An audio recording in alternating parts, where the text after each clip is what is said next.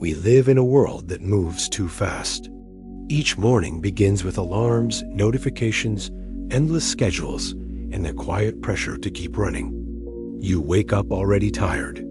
You scroll through your phone before your feet touch the floor, comparing your life with images of perfection that never stop appearing. There is work to finish, bills to pay, relationships to manage, fears that hide in the background. Stress becomes normal. Anxiety becomes constant. And somewhere deep inside, a voice whispers that you are falling behind, that you are not enough. This quiet pain is shared by millions. It does not matter if you are rich or poor, young or old, loved by many or living in silence. The heart still asks the same question. Why does happiness never last? Why does peace feel like something just out of reach? We build careers, chase money, seek recognition, but after every achievement comes the same emptiness, the same hunger for more.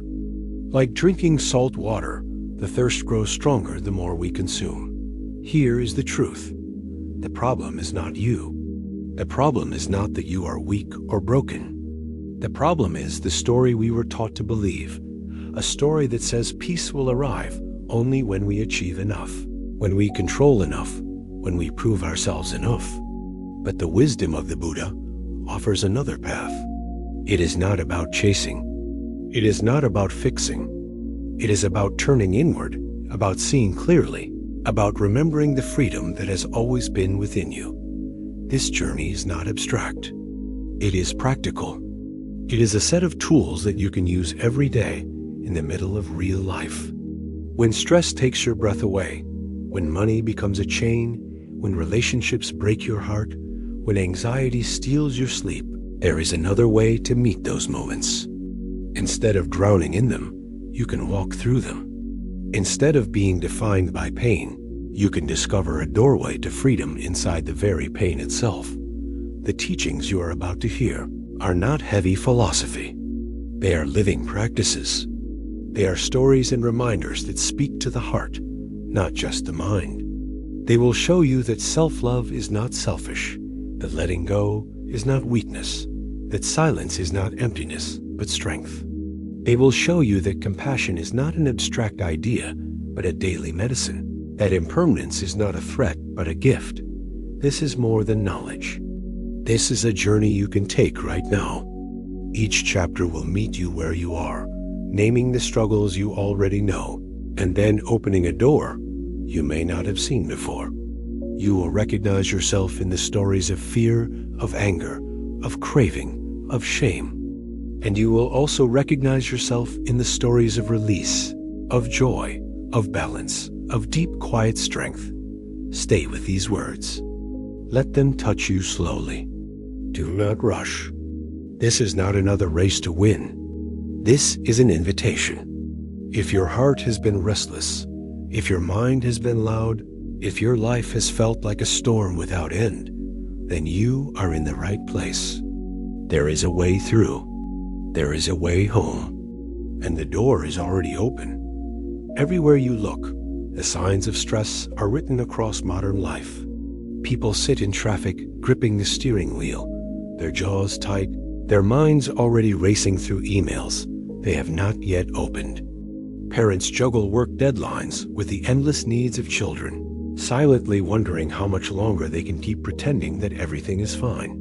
Young adults scroll through glowing screens late into the night, comparing themselves with strangers they will never meet, feeling behind before they have even begun. Stress has become so common that it feels normal, but inside it eats away at health, sleep, joy, and even love. The body reacts first. Shoulders tense without permission. The heartbeat grows heavy. Stomach knots appear before difficult conversations. Migraines flare up when deadlines pile too high. Doctors call it chronic stress, but what it really feels like is living in a body that never rests, as if the inner engine never shuts off. The mind, too, is restless. Even while sitting still, the thoughts never stop running. What if I fail? What if I lose my job? What if I never catch up? These whispers grow louder in silence, echoing in the quiet hours of the night when the world sleeps, but your mind refuses to let go. Stress convinces us that we must do more, achieve more, control more, just to feel safe. Yet the harder we chase, the more fragile peace becomes. It is like holding water in your hands. The tighter you squeeze, the faster it slips through your fingers. And when relief finally comes, a vacation, a weekend, a brief moment of success, it fades quickly, leaving the same hunger for the next escape. Stress is not just a response to life. It has become the very lens through which life is experienced. Imagine a young woman named Sarah. She works in a busy office, answering emails before sunrise and collapsing in bed long after midnight. She tells herself that if she just pushes a little harder, she will finally reach a place of calm. But when one project ends, another begins. When one goal is met, another takes its place. Even her weekends are filled with errands, obligations, and the pressure to appear happy in front of others. Sarah's body aches, her mind spins, and though she has accomplished much, she feels empty. The stress has stolen her ability to breathe freely. Or picture David, a father of two, balancing family and work. He wants to be present for his children, but while sitting at the dinner table, his thoughts are trapped in tomorrow's meeting.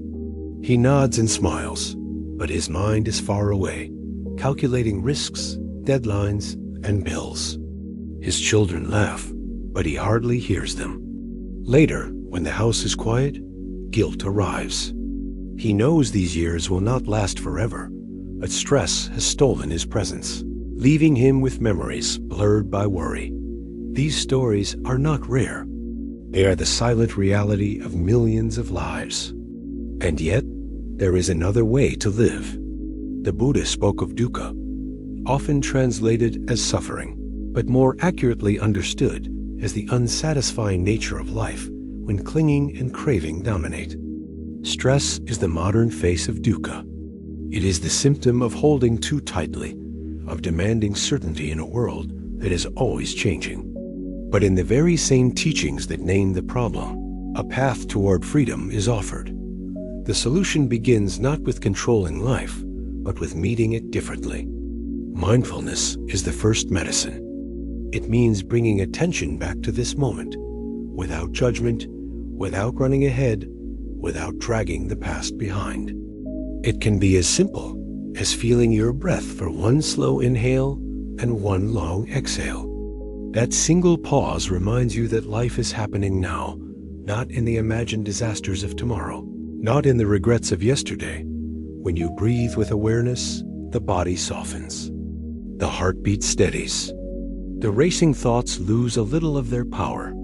Stress still whispers, but now it does not control you. Instead of being swept away, you begin to watch. You see how thoughts rise and fall like waves. You notice how tension builds and releases. You discover that even in chaos, there is space inside you that remains calm. That space is your refuge, and it has been waiting for you all along. The Buddha compared the mind to a wild elephant. Left untrained, it thrashes, destroys, and creates suffering. But with gentle training, with steady patience, the same elephant becomes strong, reliable, and peaceful. Stress thrives when the mind is wild, but mindfulness tames it. You do not need to fight your thoughts. You only need to guide them with kindness, to bring them back again and again, to the breath, to the body, to this moment. Modern science confirms what ancient wisdom has always known. Studies show that mindfulness lowers blood pressure, strengthens the immune system, and reduces anxiety. People who practice even a few minutes a day sleep better, feel calmer, and recover from stress more quickly. But beyond science, there is the lived experience, the quiet relief of realizing you are not trapped, the joy of tasting food without distraction, the warmth of truly hearing a loved one's voice without your mind running. Elsewhere. Stress tells you that peace is impossible until life changes.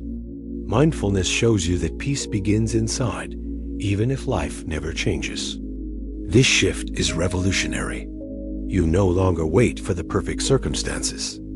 You create refuge within yourself. And from that refuge, you face challenges with strength instead of fear, clarity instead of confusion. Think of Sarah again. One evening, instead of rushing through her tasks, she sits quietly for just 5 minutes. She closes her eyes, feels her breath, and notices how tight her shoulders are. She does not try to fix them. She simply breathes. Slowly, the tension begins to soften. The storm of thoughts does not vanish, but it loses its grip. For the first time in weeks, she feels a small taste of ease. It is not dramatic, but it is real. And that is enough to remind her that peace is possible. Think of David. At the dinner table, he decides to put his phone away and breathe with his children's laughter. He feels the sound vibrate through the room, notices the sparkle in their eyes, and lets himself be fully there. The worries return later, but in that moment, stress no longer steals his presence. He tastes the joy of his family, and that memory becomes stronger than fear. Asterisk mindfulness does not erase stress. Life will still bring challenges, but mindfulness changes the way you carry them. Instead of being crushed, you stand taller. Instead of drowning, you learn to float. Instead of running endlessly, you pause, breathe, and remember that you are alive. This is the beginning of freedom. And yet, mindfulness is only the first step. Stress is not just about thoughts. It is also about the deeper beliefs we hold. The belief that we must prove ourselves, that we are only worthy when we achieve enough. That rest is a sign of weakness.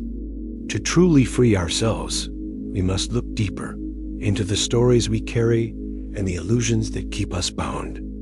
That is where the path continues. Stress is like smoke filling a room. At first, it is only a faint haze, almost invisible. But if ignored, it thickens until every breath feels heavy, until you can no longer see clearly. Many of us live inside this smoke every day. We tell ourselves that it is normal, that everyone else seems to handle it, that we just need to work harder. But inside, the body knows the truth.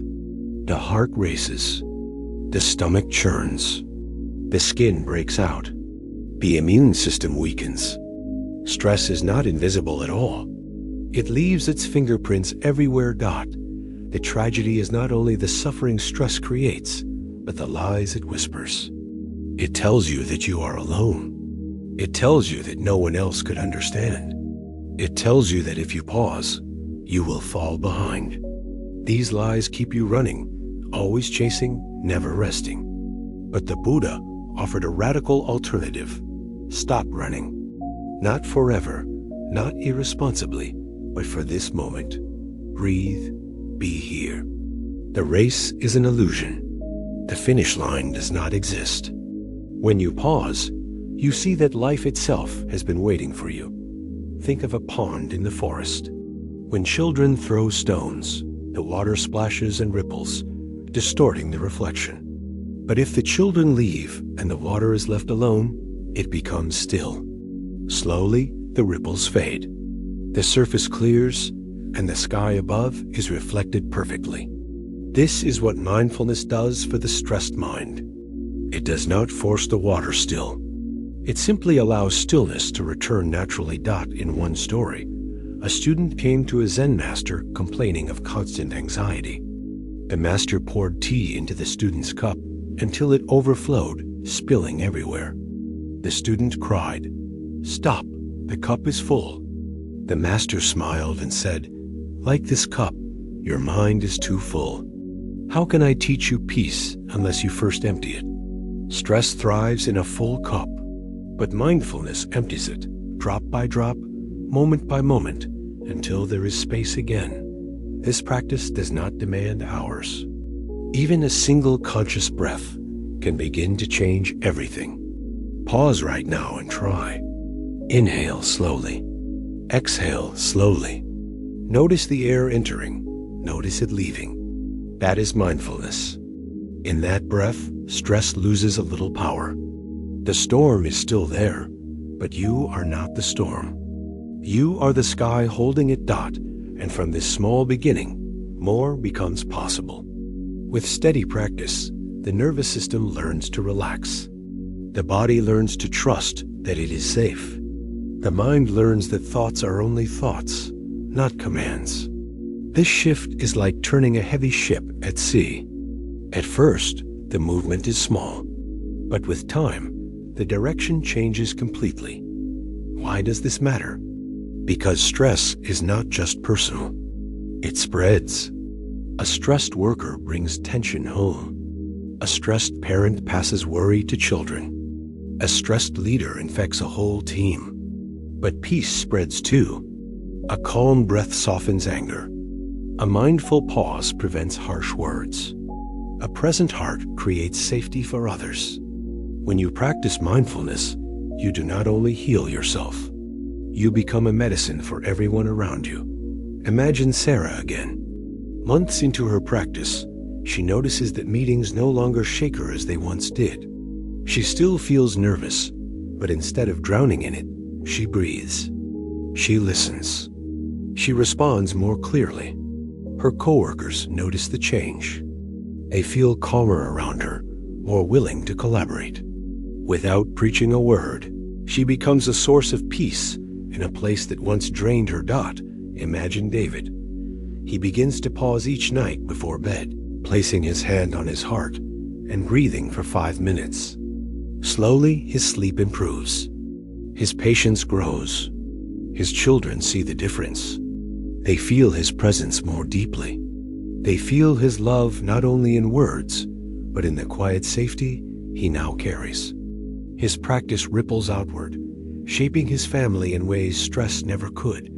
This is the gift of mindfulness. It turns stress into a teacher.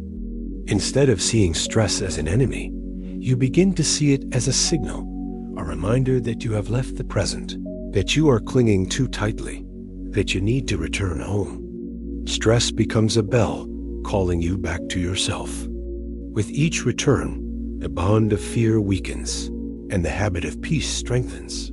The Buddha once said, "Just as a storm cannot last forever, so too a painful state of mind will pass."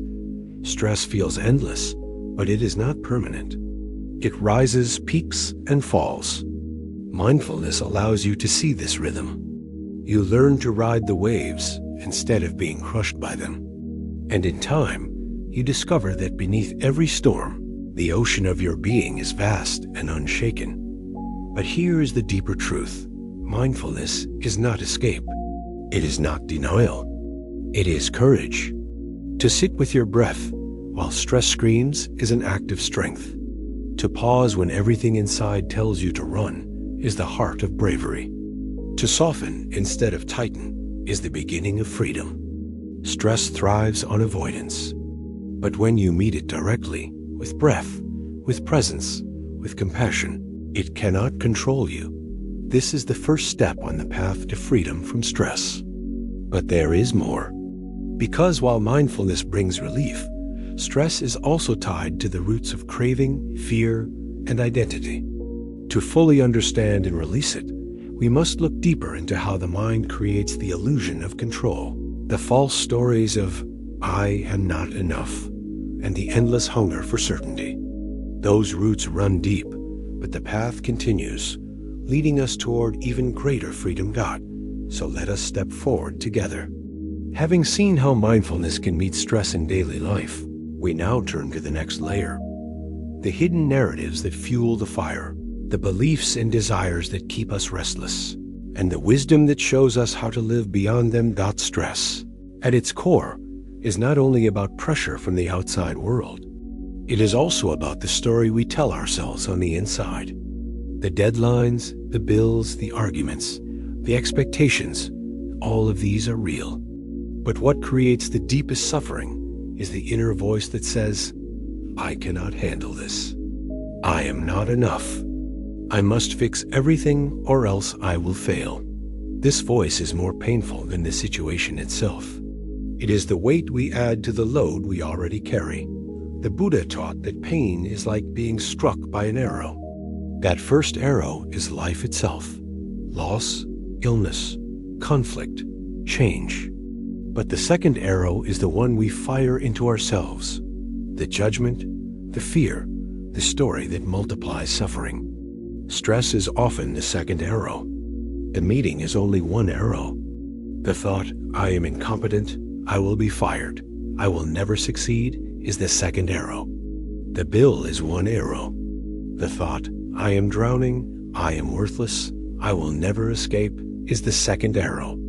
The first arrow hurts, but the second arrow makes the wound unbearable. Mindfulness allows us to see the arrows clearly, but seeing is only the beginning.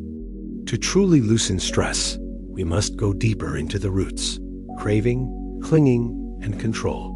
Stress grows when we demand that life fit our desires. We want every meeting to go perfectly. We want every relationship to stay smooth. We want health, money, respect, love all secure, all guaranteed. But life does not obey our demands. It changes. It surprises. It falls apart. And every time reality does not match desire, stress is born. This is why the Buddha spoke of craving tanha as the source of suffering. It is not wrong to want safety or love. But when wanting becomes clinging, when we cannot accept any other outcome, the heart becomes a prison. Stress thrives in that prison. We believe we must control everything, and because control is impossible, we feel crushed by failure. Imagine a man named John.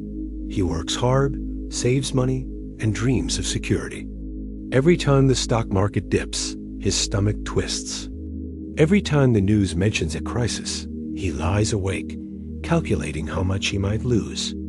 His stress is not the market itself.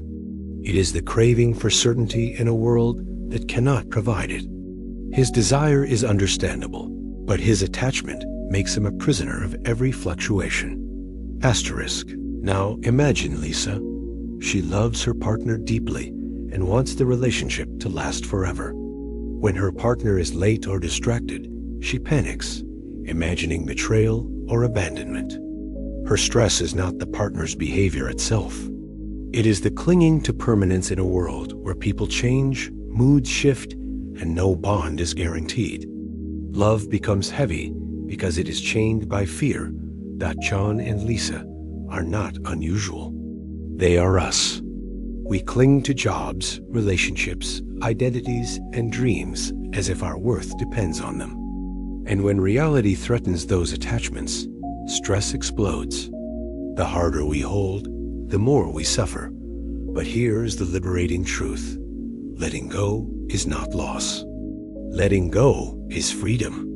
The Buddha did not say we must give up love, work, or dreams. He said we must release the illusion of control, the belief that life must unfold exactly as we demand. When we loosen the grip, we find space to breathe.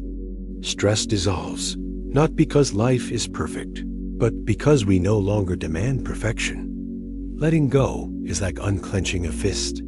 The hand does not lose strength. It simply becomes open. With an open hand, you can hold what is given, and when it passes, you can release it without pain. Stress thrives in the clenched fist. Peace blooms in the open palm. How do we practice letting go in daily life? Start with small steps. When traffic is heavy, instead of clenching the wheel and cursing, notice the grip of your hands. Breathe. Ask yourself, can I release the demand that the road be clear? The traffic remains, but the stress softens. When a friend does not respond quickly, instead of spinning stories of rejection, notice the rising fear. Breathe. Ask yourself, can I let go of the need for control and trust this moment? The silence remains, but the stress loses its poison. This practice does not mean passivity. Letting go does not mean ignoring bills, abandoning responsibility, or refusing to care. It means meeting life with openness instead of demand. You still act. You still care. But you no longer tie your peace to results you cannot control. One monk compared it to holding a bird. If you grip too tightly, you harm the bird. If you hold too loosely, the bird slips away. But if you hold with gentle balance, the bird rests peacefully in your hands. Life is the same. Cling too hard, and stress destroys you. Neglect completely, and you lose meaning. Hold gently, and you live with both love and peace. Science echoes this wisdom. Psychologists speak of acceptance as a powerful antidote to stress. Studies show that people who learn acceptance cope better with chronic illness, loss, and uncertainty. They do not resign. They respond with clarity. They take wise action where possible, but they do not waste energy fighting what cannot be changed. This resilience is exactly what the Buddha taught. Another root of stress is identity. We believe, I am my job. I am my success. I am my mistakes. I am what people think of me. This fragile identity creates endless pressure. If the job fails, I fail. If people disapprove, I am worthless. If I do not succeed, I do not exist. This illusion makes every challenge feel like life or death. Stress becomes unbearable because it threatens not just circumstances, but the very self we believe in. But the teaching of non-self, or anatta, offers freedom. You are not fixed. You are not only your role, your title, your possessions, your failures. You are awareness itself, the sky, not the passing clouds. When you remember this, stress softens. The job is important, but it does not define you. The relationship matters, but it does not control your worth. The opinion of others may sting, but it does not imprison your soul. Imagine standing in a storm. Rain lashes, wind howls, trees bend. If you believe you are only a leaf, the storm terrifies you. But if you know you are the earth itself, the storm is temporary. It cannot shake your ground. Stress loses its power when you see beyond the fragile self and rest in the spacious awareness beneath thought. This is the deeper medicine of the Buddha. Mindfulness, letting go, acceptance, and non-self. Together, they form a path where stress no longer rules your life. The storms still come. The arrows still strike. But you are no longer enslaved. You meet life with open hands, clear eyes, and a steady heart. And yet, this path is not instant. It is not a quick fix. It is a practice, a daily remembering. Stress will return. The old habits will whisper. But each time you pause, breathe, and release, you strengthen the path. Each time you see clearly, you weaken the chains. Slowly, you discover that peace is not rare. Peace is always here, waiting beneath the noise. As we close this first chapter, feel the journey so far. We have looked at stress as the common pain of modern life, seeing mindfulness as the first medicine, and explored the deeper roots of craving, clinging, and identity. We have discovered that letting go is not weakness, but freedom. And we have glimpsed the vast space of awareness beyond the fragile self. This is only the beginning. Ahead lie other pains, money, relationships, anxiety, shame, loneliness, and each one carries its own doorway to freedom. The same wisdom that eases stress will open new paths through every struggle. Each part of this journey will build upon the last, guiding you step by step toward a life not free of challenge, but free within challenge. So let us continue. Having met stress and learned the first practices of release, we turn now to the heavy chain of money, how it traps the heart, how it creates endless fear, and how Buddhist wisdom transforms it from prison to teacher. Money is one of the most powerful forces in modern life. It pays for food, shelter, education, and health. It allows us to care for our families and pursue our dreams. Yet for millions of people, money is not a tool, but a source of constant worry. The bills arrive before the paycheck. The rent rises faster than the salary. The debt grows heavier each month. Even those who seem successful lie awake at night, calculating numbers in their heads, haunted by the fear of losing what they have built. Money touches every corner of our lives, and so does the anxiety it creates. Think of the way money whispers in daily choices. At the grocery store, you wonder if you can afford the healthier option. At the gas pump, you flinch as numbers climb higher than expected. At the doctor's office, you hesitate to schedule the checkup because you fear the cost. Money anxiety is not limited to the poor. Even those with steady jobs, even those with savings, feel its grip.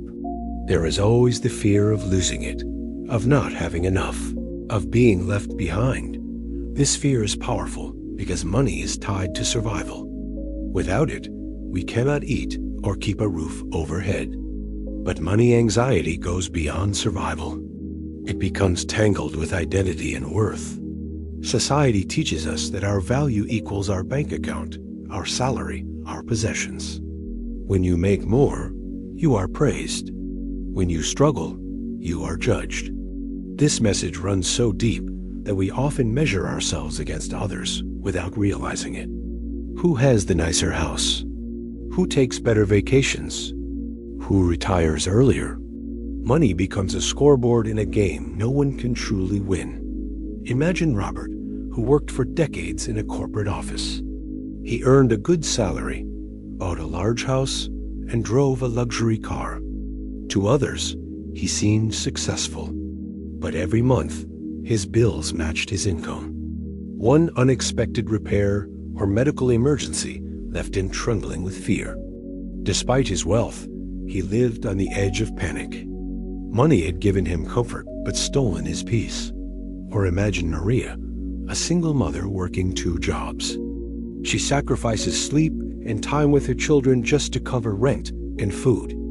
Each month she chooses which bills to delay, feeling shame when collection notices arrive. Her stress is constant, like a shadow that follows her everywhere. She dreams of freedom but cannot see a way out. Both Robert and Maria reveal the same truth. Money is never enough when it is tied to fear and identity. One person has much and still feels poor. Another struggles and feels trapped. The problem is not only the numbers in the bank. The problem is the relationship with money, the clinging, the craving, the endless what if. The Buddha never denied the importance of material needs. He understood that hunger, poverty, and insecurity bring suffering. But he also taught that craving for wealth leads to endless dissatisfaction.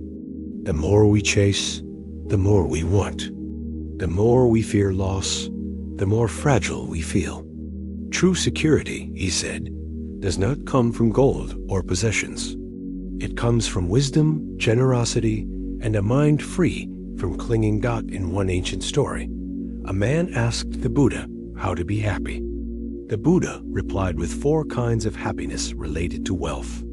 First, the happiness of earning honestly. Second, the happiness of enjoying what you earn. Third, the happiness of being free from debt. And fourth, the happiness of generosity. Notice the balance. Money is not rejected. It is to be earned with integrity, enjoyed with gratitude, managed wisely, and shared freely. When these conditions are met, money becomes a servant, not a master. But how does this apply today in a world where bills and debt feel overwhelming? The first step is awareness. Notice the stories you tell yourself about money. Do you believe your worth is measured by income? Do you compare your life with others? Do you cling to every dollar out of fear? Awareness shines light on patterns that normally run in the dark. The second step is gratitude. Even in financial struggle, there are moments to honor what is present. A simple meal, a roof overhead, a day of work completed, these are not small. Gratitude softens the heart and reminds us that wealth is not only numbers. It is also relationships, health, moments of laughter, and the ability to give and receive love. Gratitude does not erase financial stress, but it shifts the inner landscape from scarcity to appreciation. The third step is generosity. This may feel impossible when money is tight, but generosity is not measured by size. It is measured by intention. A kind word, a shared meal, a small donation, even a moment of service, all of these break the chain of clinging. When you give, you discover that fear loosens its grip. You feel rich in a deeper way. The Buddha taught that generosity is the foundation of freedom because it transforms money from a source of stress into a tool for love. Consider a man named Alex. He lived with constant fear of financial ruin, even though he earned well. One day he decided to donate a small portion of his income to help children in need. At first, he worried it would leave him vulnerable, but instead, he felt lighter. The act of giving reminded him that his life was not defined by accumulation. He discovered joy in sharing, and slowly his anxiety softened. Modern studies support this truth. Research shows that people who give to others, even in small ways, report greater happiness and lower stress. Generosity activates areas of the brain linked to pleasure and connection. It reminds us that wealth is not isolation, but interconnection. Money itself is neutral. It is neither evil nor divine. It is paper, metal, or digital numbers. The suffering comes from the meaning we attach to it. When we see money as the source of safety, identity, and worth, we suffer endlessly. When we see money as a tool important, but not ultimate, we find freedom. The Buddha once said, "Contentment is the greatest wealth." This does not mean giving up ambition or refusing to work hard. It means finding a balance where money serves life instead of consuming it. It means knowing when enough is enough. Without this wisdom, no salary is ever high enough, no house ever large enough, no bank account ever secure enough. But with contentment, even modest means can bring peace. This shift does not erase financial challenges. Bills must still be paid. Debts must still be addressed. But when the heart is free from craving and fear, these challenges lose their poison. You meet them with clarity, not panic. You seek solutions with strength, not despair. And in the process, you discover that money no longer defines your life. This is the invitation of the Dharma, to see clearly, to let go, to transform money from master into servant, to live with honesty, gratitude, and generosity, to measure wealth not only in numbers, but in freedom of the heart. And yet, money anxiety does not end here, because money is not only about survival or comparison. It is also deeply tied to relationships. Families argue about finances. Couples split over debt. Friends drift apart over jealousy. Money touches love itself, sometimes poisoning it, sometimes testing it, sometimes strengthening it. To fully understand money's impact, we must look at how it shapes the bonds between people and the silent wounds it leaves in the heart. Money is not just about numbers. It is about trust, power, love, and fear. It sits at the center of families, marriages, and friendships, shaping the way people speak to one another, the way they fight, the way they forgive, and sometimes the way they walk away. For many, money is the silent weight behind arguments, the unspoken cause of tension, a shadow that lingers even in moments of joy. Think of a young couple, Emma and Mark. They fall in love with bright dreams of a future together.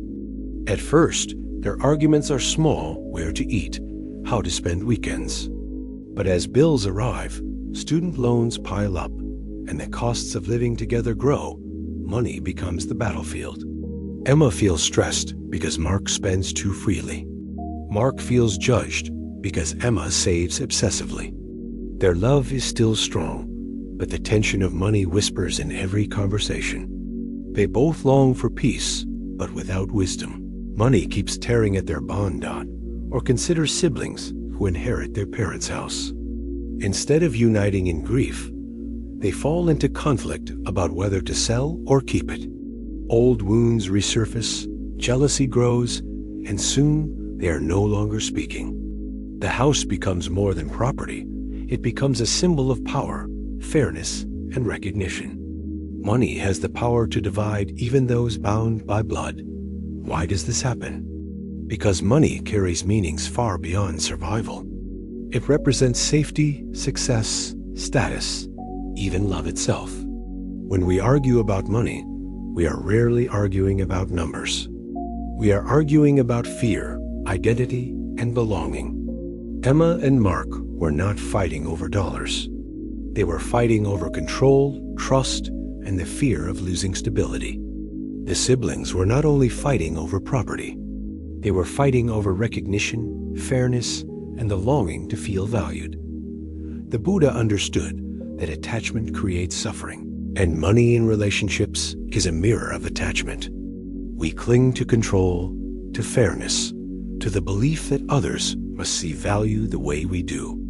And when they don't, stress and anger rise. But the path of the Dharma invites us to look deeper, to see not only the money, but the emotions beneath it. One teaching that helps is right speech. The Buddha encouraged us to speak with truth, kindness, and intention. Imagine if Emma and Mark paused before arguing and spoke from the heart. Instead of, "You waste money," Emma could say, "I feel afraid when we spend more than we earn, because security matters deeply to me." Instead of, "You're controlling," Mark could say, "I feel judged when my choices are questioned, and I long for trust between us." These words do not erase financial challenges, but they transform the way money is discussed.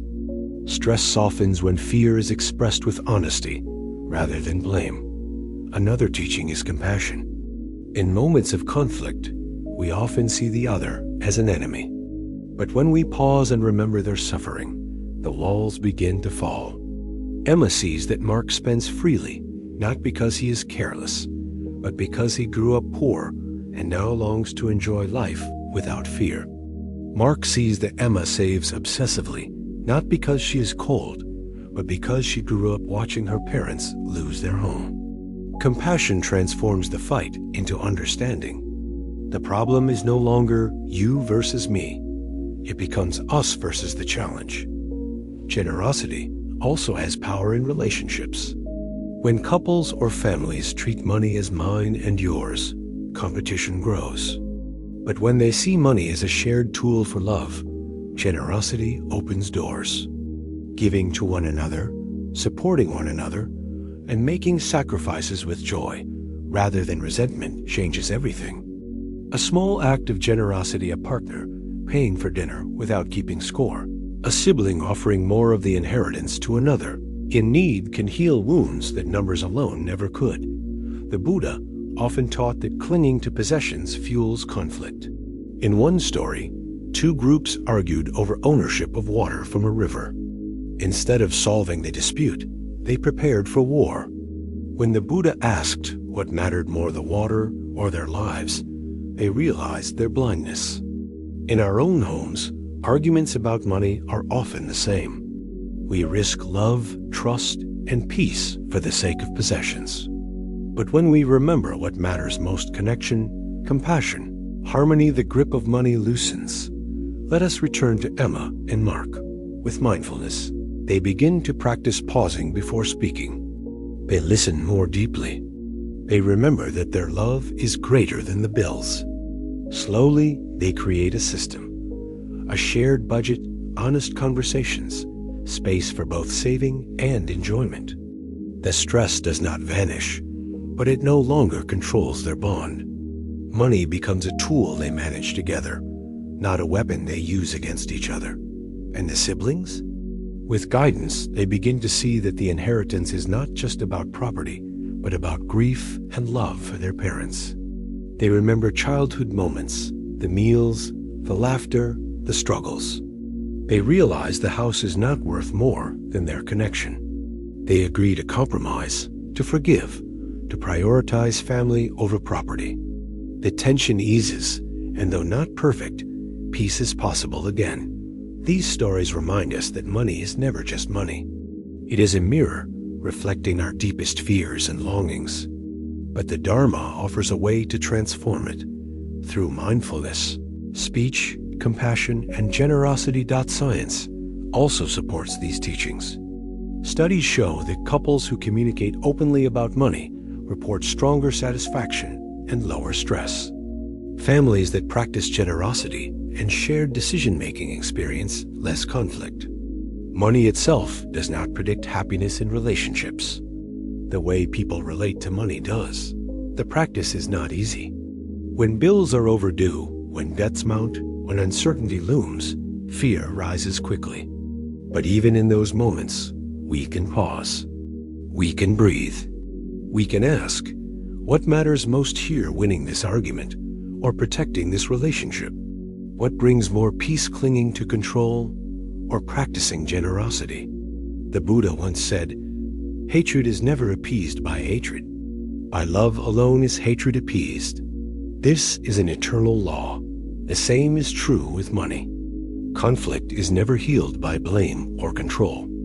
It is healed by compassion, patience, and love. Money will always be part of life.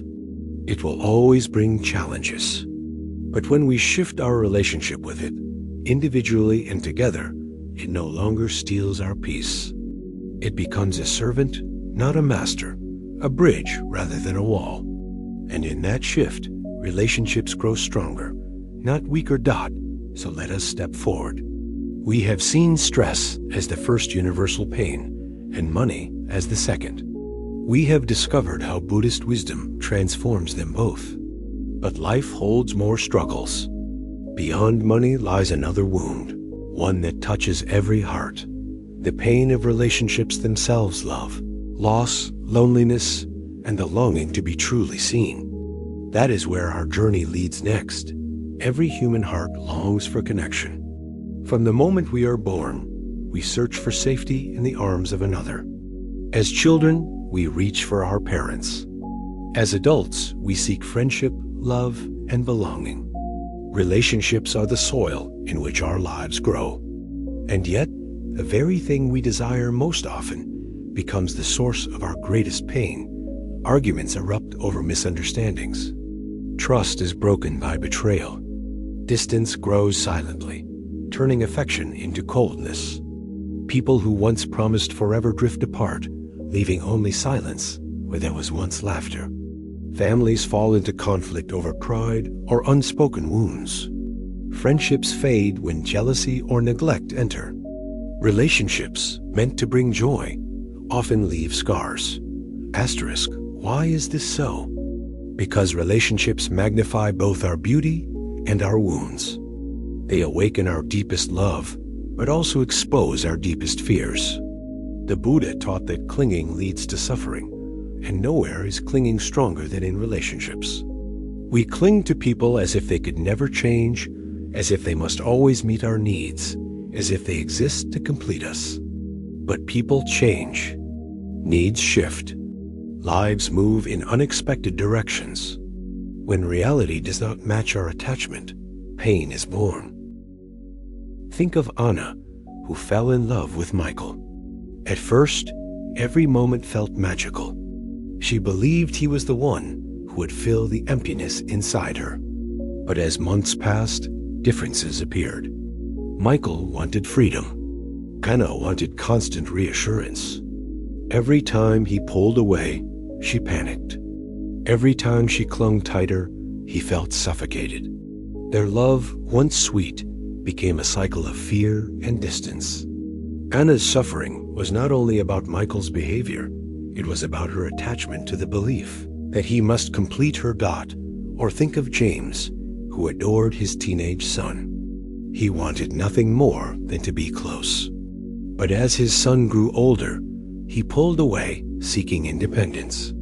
James felt rejected, unloved, forgotten. He grew angry, interpreting distance as betrayal. His suffering was not only about his son's choices, it was about his clinging to the past, his inability to accept that love changes form as children grow. These stories reveal the core of relationship suffering, the belief that love must look a certain way, last a certain way, or give us constant happiness. But relationships are like rivers. They flow, they shift, they dry, they flood. When we demand that they stay still, we suffer. When we flow with them, we discover peace. The Buddha taught metta, or loving kindness, as the foundation of all relationships. Metta is not attachment. It is not possession. It is the wish. May you be happy. May you be safe. May you be free. True love is not about clinging. It is about wishing well, even when we cannot control the outcome. When Anna learns to practice metta, she sees Michael not as her rescuer, but as a human being with his own path. She begins to release the demand that he complete her, and instead nurtures love that is spacious, not suffocating. Compassion, or karuna, is the second foundation. It means meeting the suffering of others with tenderness, not judgment. When James learns compassion, he sees that his son's independence is not rejection, but growth. He remembers his own teenage years, the need to separate, the longing for freedom. Compassion softens his anger and allows him to love his son as he truly is, not as he once was. The Buddha also taught mudita, or sympathetic joy, the ability to celebrate the happiness of others without jealousy. This practice is especially healing in relationships marked by comparison. A friend's success does not diminish you. A sibling's joy does not erase your worth. When we practice mudita, we free ourselves from envy and discover deeper connection. Finally, awaken, or equanimity, provides balance. It allows us to love deeply without drowning in attachment. Equanimity reminds us that every being has their own path, shaped by causes and conditions beyond our control. When we accept this, we stop trying to own others, and we love them with freedom instead of chains. These four immeasurables, metta, karuna, mudita, awaken, are like the four pillars of a strong home. Without them, relationships collapse under the weight of fear and clinging.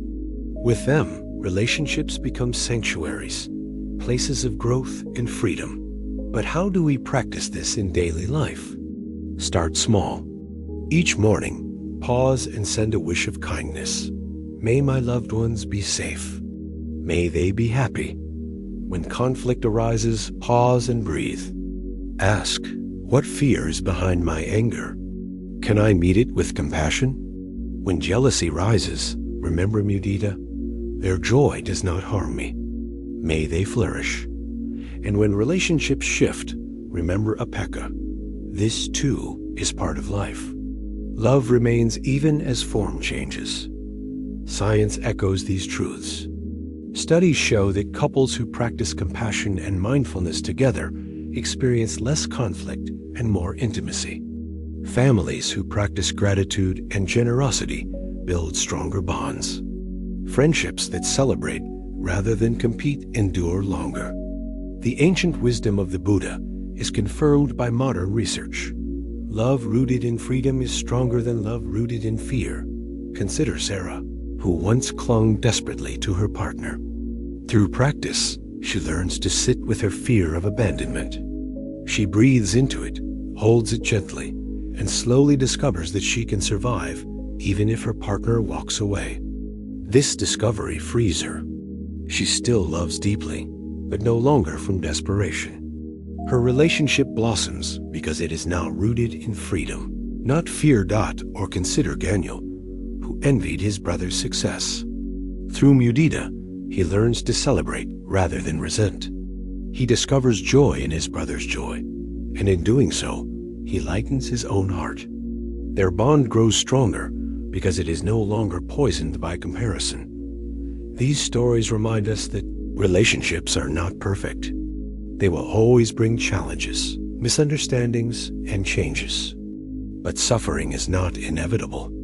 When we meet relationships with the four immeasurables, we transform pain into growth, conflict into connection, and loss into love that endures beyond form. Still, there is another layer. Relationships not only challenge us with love and loss, they also awaken deep loneliness when they fail.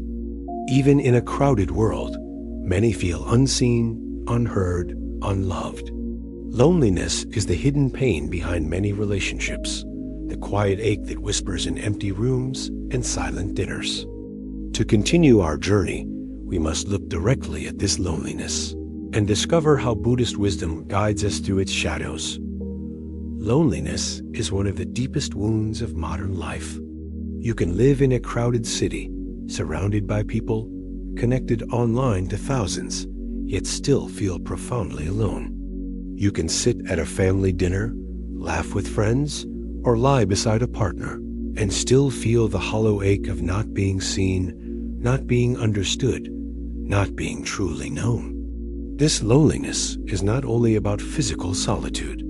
It is about disconnection from ourselves, from others, and from the truth of life. The Buddha understood this ache. He called it the suffering of separation, the pain of wanting connection, but feeling cut off. Every human heart knows it. We long to be held, to be understood, to be accepted without condition. Yet relationships, even at their best, cannot always fill that longing. People change. People leave. People fail to meet our expectations. And when they do, loneliness grows like a shadow, whispering that we are unworthy, that we are forgotten, that we are alone in the world. Think of Melissa, who ended a long relationship. At first, she felt relief, believing she could finally breathe. But nights grew long. Silence echoed through her apartment, and she found herself scrolling through old photos, remembering the warmth of companionship. Though she left the relationship for good reasons, she felt haunted by loneliness. It was not just the absence of her partner. It was the fear that no one would ever truly know her again. Or think of Peter, a widower in his 60s. His children live far away, his friends are busy, and though his days are full of tasks, his evenings are empty. He watches television for hours just to fill the silence. He is surrounded by memories, but starved for presence. His loneliness is not about being unloved. His family cares deeply.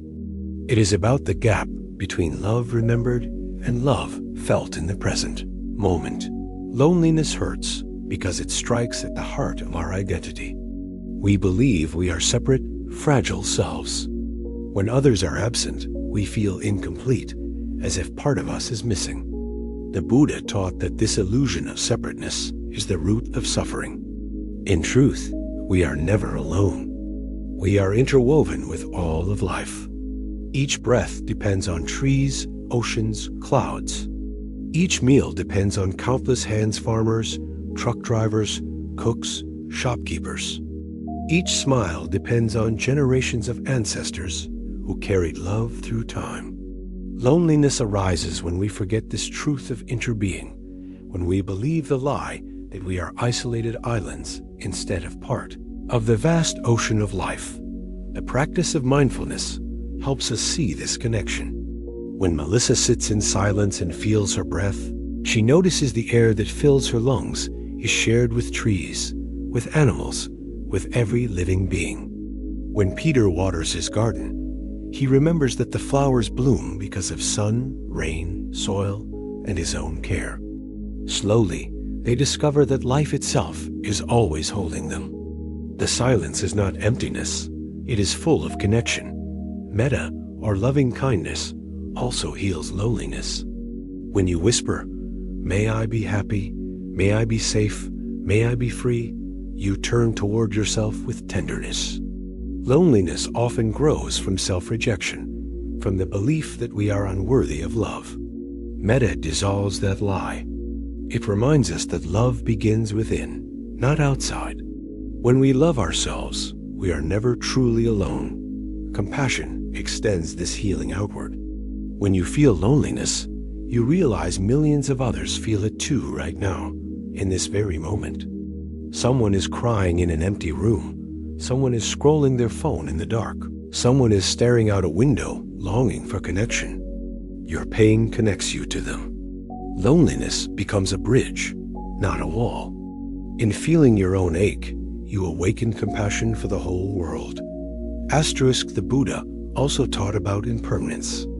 Every feeling, no matter how heavy, will pass. Loneliness feels endless, but it is not. It comes, it stays for a while, and it goes. Knowing this, we can hold it gently, like holding a crying child. We do not need to run or drown. We simply stay, breathe, and remember that even this will change. Modern science supports this wisdom. Studies show that mindfulness reduces feelings of isolation by strengthening self-acceptance and present moment awareness. Compassion practices increase social connection and reduce loneliness, even when practiced alone. When people send wishes of kindness to others, their brains release hormones linked to bonding and trust. The very act of wishing well reconnects us to the world. Consider Melissa again. She begins a small practice each morning, sitting quietly and sending loving kindness to herself. May I be safe. May I be at peace. At first, the words feel hollow, but over time, she feels a soft warmth growing. Her loneliness does not vanish, but it no longer defines her. She learns to enjoy her own company, to feel whole even in silence. And Peter, the widower, discovers joy in service. He begins volunteering at a local shelter, sharing meals with those in need. In giving, he feels alive again. His loneliness transforms into connection, not because his circumstances changed, but because his heart opened. This is the promise of the Dharma. Loneliness can become a teacher. It shows us where we are clinging, where we believe the illusion of separateness. It invites us to remember interbeing, to practice loving kindness, to extend compassion, to trust impermanence. In walking this path, we discover that we are never truly alone. Life itself is always here, holding us in every breath. Yet relationships carry not only loneliness, but heartbreak. Betrayal, loss, divorce, and death tear open the heart. The pain feels unbearable, as if a part of us has been ripped away. But even here, the Buddha's wisdom offers a path. Heartbreak, like loneliness, is not the end. It is a doorway. By entering it fully, with awareness and compassion, we can discover a love even deeper than before, a love that is not dependent on clinging, but rooted in freedom. And so, as we close this chapter on the struggles of relationships, we step forward into the next great wound of modern life: anxiety. The restless mind, the constant what if, the fear that never sleeps. Anxiety is the next storm on our journey, and within it lies another doorway to freedom. Anxiety is the silent epidemic of our time. It hides behind smiles at the office. It walks beside children on their way to school. It lies awake in bedrooms at 2 in the morning. It whispers in boardrooms, classrooms, and hospital waiting rooms. Anxiety is the mind's constant rehearsal of disaster, the endless what if that steals joy from the present moment. It is not only fear of what might happen, it is also fear of fear itself, the exhausting cycle of tension, dread, and restlessness. Unlike stress, which often responds to specific pressures, anxiety feels boundless. Stress has a clear trigger, a deadline, a bill, a conflict. Anxiety lingers even when nothing obvious is wrong. It is like a hum in the background, always there, coloring every experience with unease. People with anxiety often describe it as being chased by a shadow that never catches them, but never leaves. Imagine Claire, a university student who excels in her studies. On the outside, she looks confident. But every night she lies awake, her heart racing, her thoughts spiraling. What if I fail my exam? What if I disappoint my parents? What if I never succeed? Even when she passes her tests with high marks, the relief is brief. Anxiety returns with new questions, new doubts. Her suffering is not about exams alone. It is about the restless mind that never feels safe. Or imagine Thomas, a father of 3, who provides for his family. He wakes at dawn with a knot in his chest, dreading the day ahead. He worries about his job, about his health, about his children's future. Sometimes he worries about things he knows are unlikely, but the fear feels real, almost physical. He feels trapped in a cycle of dread, unable to breathe freely. Anxiety is not weakness. It is the natural response of a mind caught in craving and aversion. The Buddha taught that suffering arises when we cling to what we want and push away what we fear. Anxiety is both at once, clinging to safety, pushing away uncertainty. But life is uncertain by nature. Every moment is change. When we demand certainty, we fight against the truth of impermanence. That fight creates the restless storm of anxiety. The Buddha offered a radical alternative. Instead of running from fear, turn toward it with mindfulness. Instead of trying to control uncertainty, learn to sit with it. When Claire practices mindfulness, she notices her racing heart, her shallow breath, her spiraling thoughts. Instead of believing them, she watches them. She whispers, "This is anxiety. This is what it feels like." By naming it, she creates space. By breathing with it, she begins to soften its grip. Mindfulness does not erase anxiety, but it transforms the relationship. The waves still rise, but you learn to surf instead of drown. You see that anxiety is not who you are, it is a passing state. You are the awareness watching it. This shift changes everything. The Buddha also taught the practice of the body. When anxiety floods the mind, attention can return to the body, to the breath, to the feet on the ground, to the sensations of sitting or walking. This anchors us in the present, where anxiety cannot dominate. When Thomas feels his chest tighten, he can place his hand on his heart, breathe slowly, and whisper, "Here, now, safe." Each breath reminds him that while the future is uncertain, this moment is bearable. Another powerful teaching is the middle way. Anxiety often comes from extremes, the extreme of imagining disaster or the extreme of demanding perfection. The middle way invites balance. Instead of expecting the worst or demanding the best, we meet life as it is. We prepare wisely, but we also accept uncertainty. We do not deny fear, but we do not worship it. We walk the middle path between despair and control. Science supports these practices. Research shows that mindfulness reduces symptoms of anxiety by calming the nervous system, lowering heart rate, and decreasing activity in the brain's fear centers. Practices like breathing, meditation, and body scans have been shown to ease panic attacks and general anxiety. The ancient wisdom of the Buddha is confirmed by modern neuroscience, but anxiety is not only biological. It is also fueled by stories, the inner voice that says, "I will fail. I cannot handle this. Something terrible will happen." The Buddha taught that thoughts are not truth. They are passing clouds. When we believe them, anxiety grows. When we watch them with equanimity, their power fades. One monk compared it to sitting by a river. Thoughts are leaves floating by.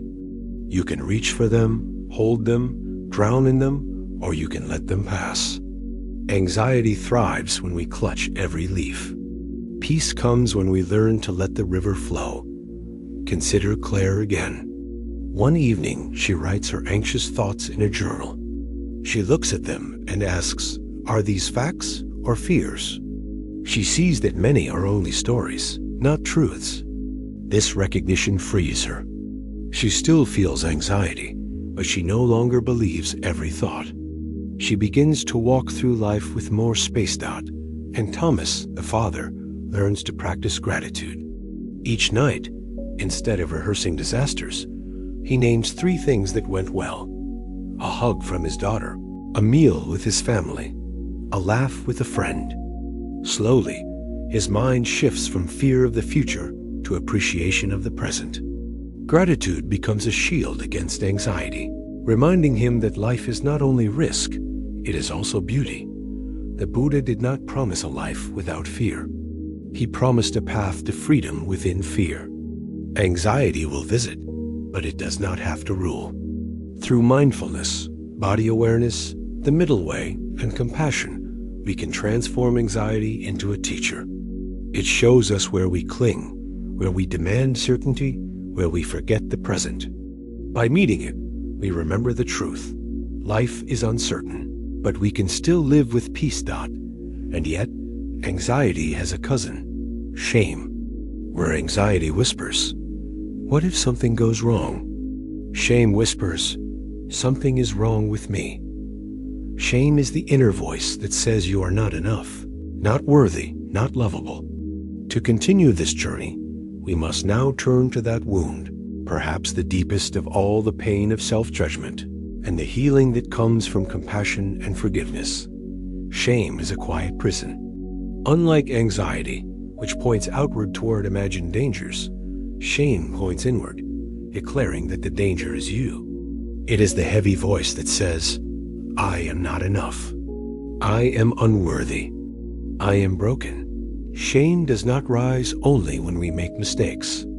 It lingers long after, shaping how we see ourselves, how we speak to ourselves, how we live. It whispers in the background of success, undermining every victory. It gnaws at the heart, making us believe that love, respect, or peace belong to others, but not to us. The Buddha spoke often about suffering created by wrong view, misunderstanding who we truly are. Shame is one of the most destructive wrong views. It convinces us that our value depends on perfection, on never failing, on always being accepted. And because perfection is impossible, shame leaves us always lacking. Consider Leah, a teacher admired by her students. Outwardly, she is confident and capable, but inside, she feels fraudulent. Every time she makes a mistake, even a small one, she berates herself. "You are worthless. You should not even be here." No compliment feels real because shame filters it away. Leah's suffering is not about her abilities. It is about the prison of self-judgment. Or think of Marcus, who made mistakes in his past decisions that hurt people he loved. Even years later, even after apologizing, he carries the weight of shame. He punishes himself daily, believing he does not deserve happiness. His life is marked not only by regret, but by the refusal to forgive himself. Shame is powerful because it thrives in silence. It tells us we must hide, that no one could understand, that if others truly knew us, they would reject us. So we wear masks, pretending to be fine while suffering inside. But the Buddha taught that healing begins with truth. To see clearly is the first step to freedom. Mindfulness shines light on shame. When Leah pauses and notices her inner critic, she can say, "This is shame. This is what it feels like." By naming it, she separates herself from it. She sees that shame is not truth, but a passing state. The thoughts are loud, but they are not her essence. The teaching of non-self, or anatta, goes deeper. We believe shame because we believe we are a fixed self, defined forever by mistakes or flaws. But the Buddha taught that the self is not fixed. It is a collection of changing thoughts, emotions, and experiences. Marcus's mistakes are real, but they do not define his essence. He is more than his past.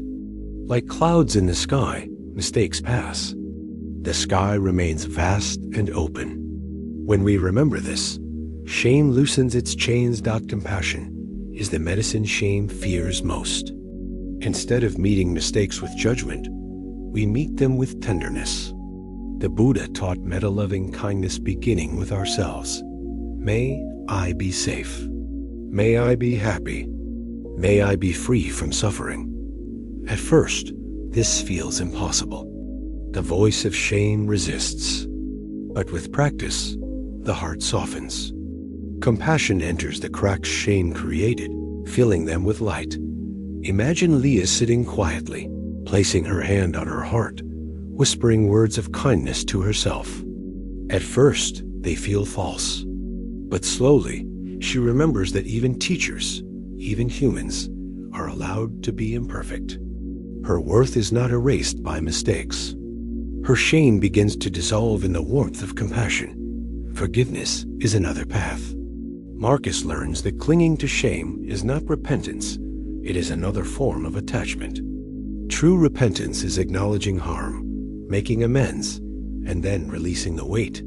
The Buddha compared it to carrying a burning coal in your hand. Shame tells you to keep holding it, as if punishment will undo the past.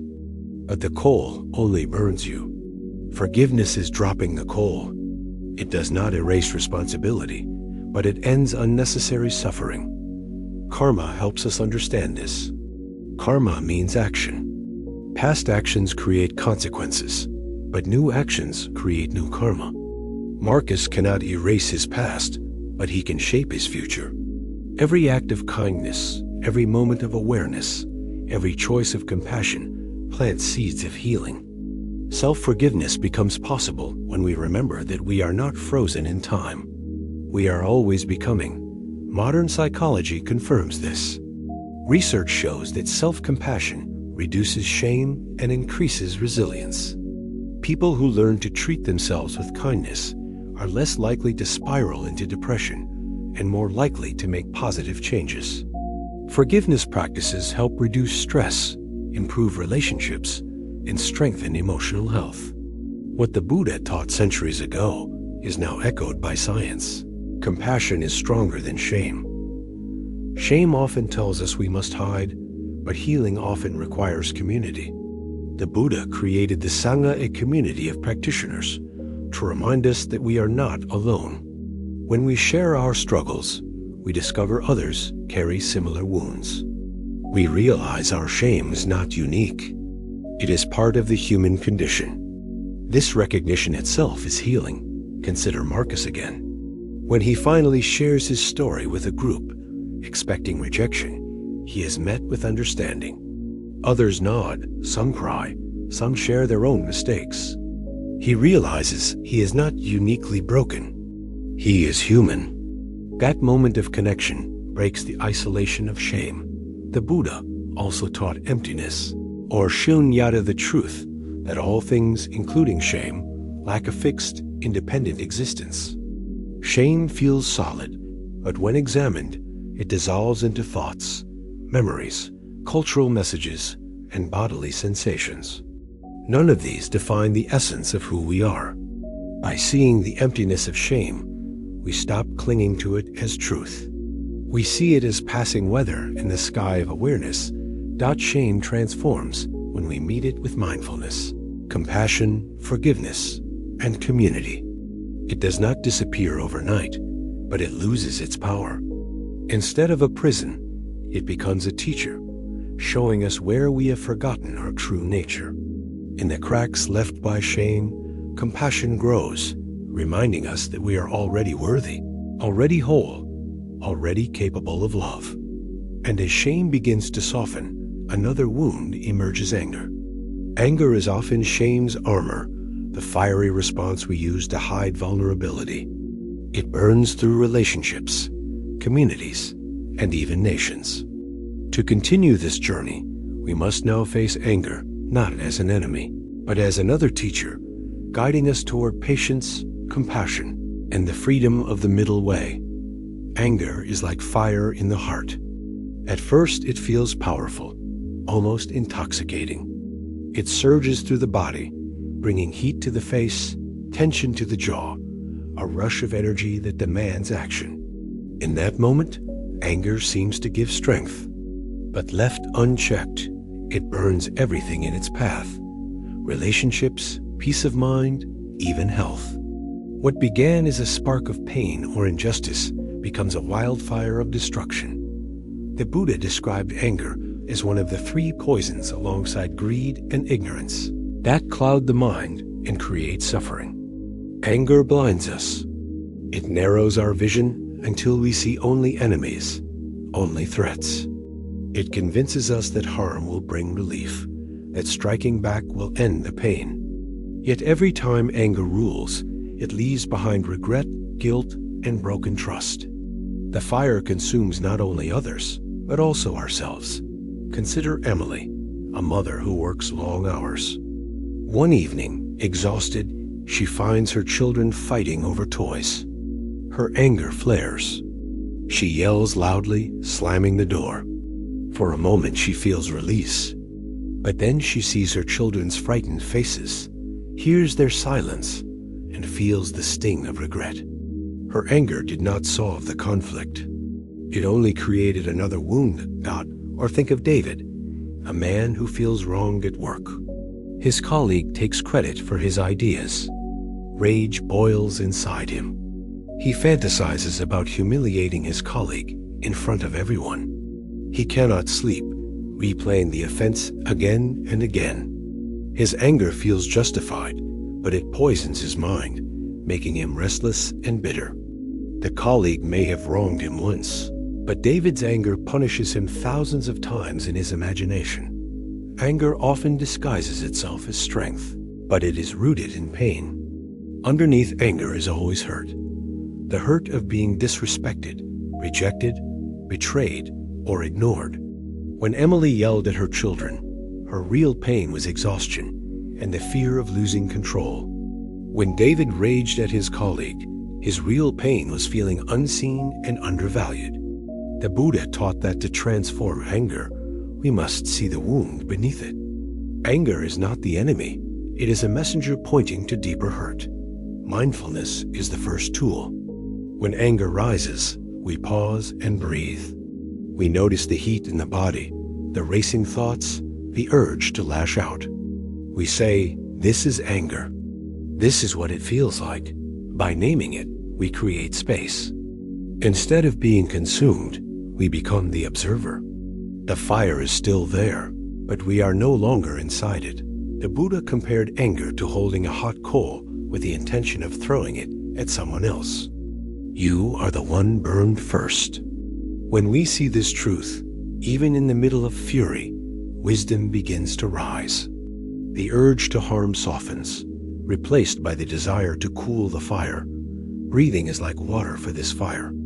Each slow inhale and exhale pours calm onto the flames. Walking meditation helps too. When anger surges, taking each step mindfully, breathing in, I calm. Breathing out, I release, gives the body a way to move without harm. Slowly, the heat lessens. Slowly, clarity returns. But mindfulness alone is not enough. We must also practice compassion. Compassion means seeing the suffering in ourselves and others. When Emily reflects on her children, she sees their innocence. They were not enemies. They were children learning to share. Her anger dissolves into tenderness. She apologizes, hugs them, and the bond deepens. When David reflects on his colleague, he wonders, what pain drives him to steal credit? Perhaps he is insecure, afraid of being overlooked. Compassion does not excuse harm, but it reveals that everyone suffers. This shifts the heart from rage to understanding. Another antidote to anger is patience. Patience is not weakness.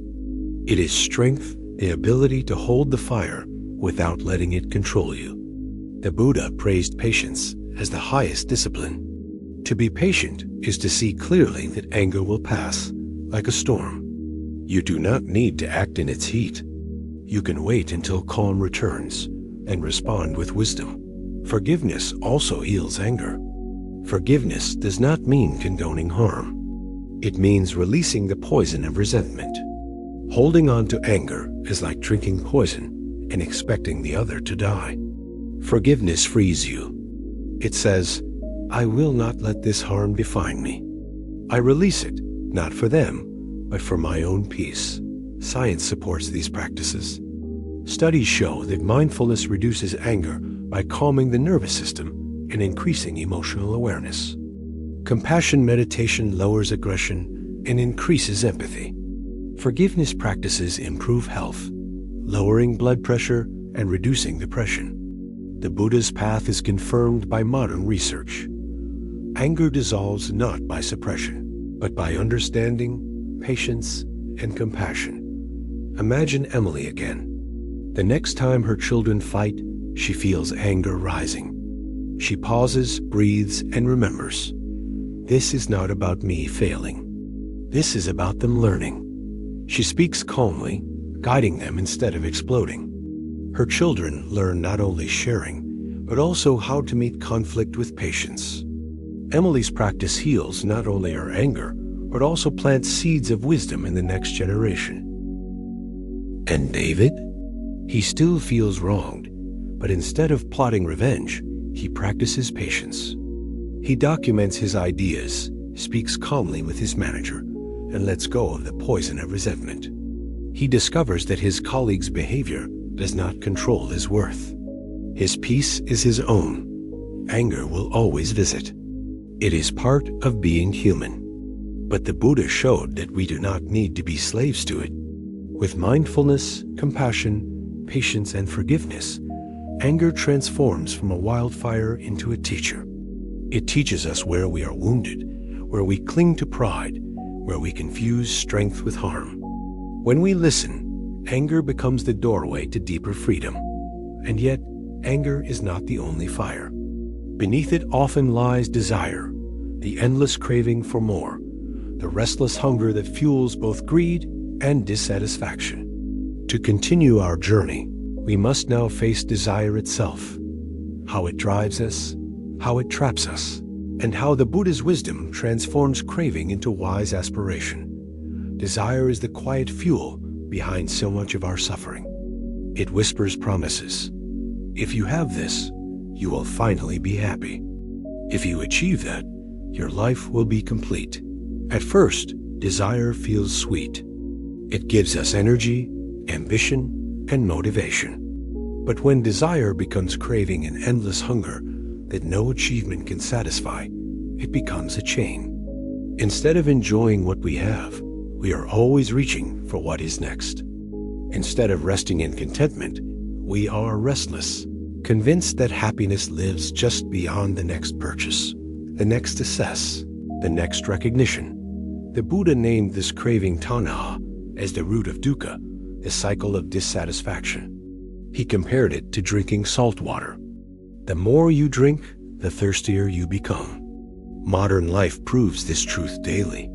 You buy a new phone, but soon a newer one appears. You earn a promotion, but soon you want the next title. You fall in love, but soon you fear losing it or crave more excitement. Desire is endless because it is built on illusion, the illusion that something outside can permanently fill the longing inside. Consider Rachel, who works in marketing. She tells herself, if I just get the next promotion, then I will be satisfied. She works late nights, sacrifices her health, and when she finally achieves the promotion, the joy lasts only a few weeks. Then a new hunger arises, a higher position, more pay, more recognition. She is running on a treadmill, always moving, never arriving. Her suffering is not her ambition. It is her clinging to the belief that desire fulfilled will end desire itself. Or think of Ethan, who spends freely on clothes, gadgets, and trips. Each purchase brings a rush of excitement. But soon the thrill fades, and he feels empty again. He buys more, trying to fill the void. Debt grows, shame grows, but the hunger does not stop. His life is consumed by craving disguised as pleasure. The Buddha did not condemn all desire. There is wise desire, the aspiration to grow, to love, to help others, to walk the path of awakening. This is Chanda, wholesome intention. What he warned against is craving that clings, craving that says, I must have this, or I cannot be happy. That craving enslaves the heart. How do we transform craving? The first step is mindfulness. When Rachel feels the urge for the next promotion, she pauses and asks, is this craving or aspiration? She notices the tightness in her chest, the restless thought that she is not enough unless she achieves more. By seeing craving clearly, she loosens its hold. The second step is contentment. The Buddha said, contentment is the greatest wealth.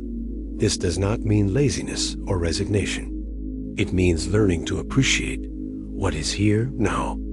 When Ethan practices gratitude for the clothes he already owns, the meals he already eats, the friends he already has, the hunger softens. He begins to see that joy is available without constant consumption. Another practice is generosity. Craving always wants to hold. Generosity releases. When we give time, energy, money, we weaken the grip of desire. We discover joy not in possessing, but in sharing.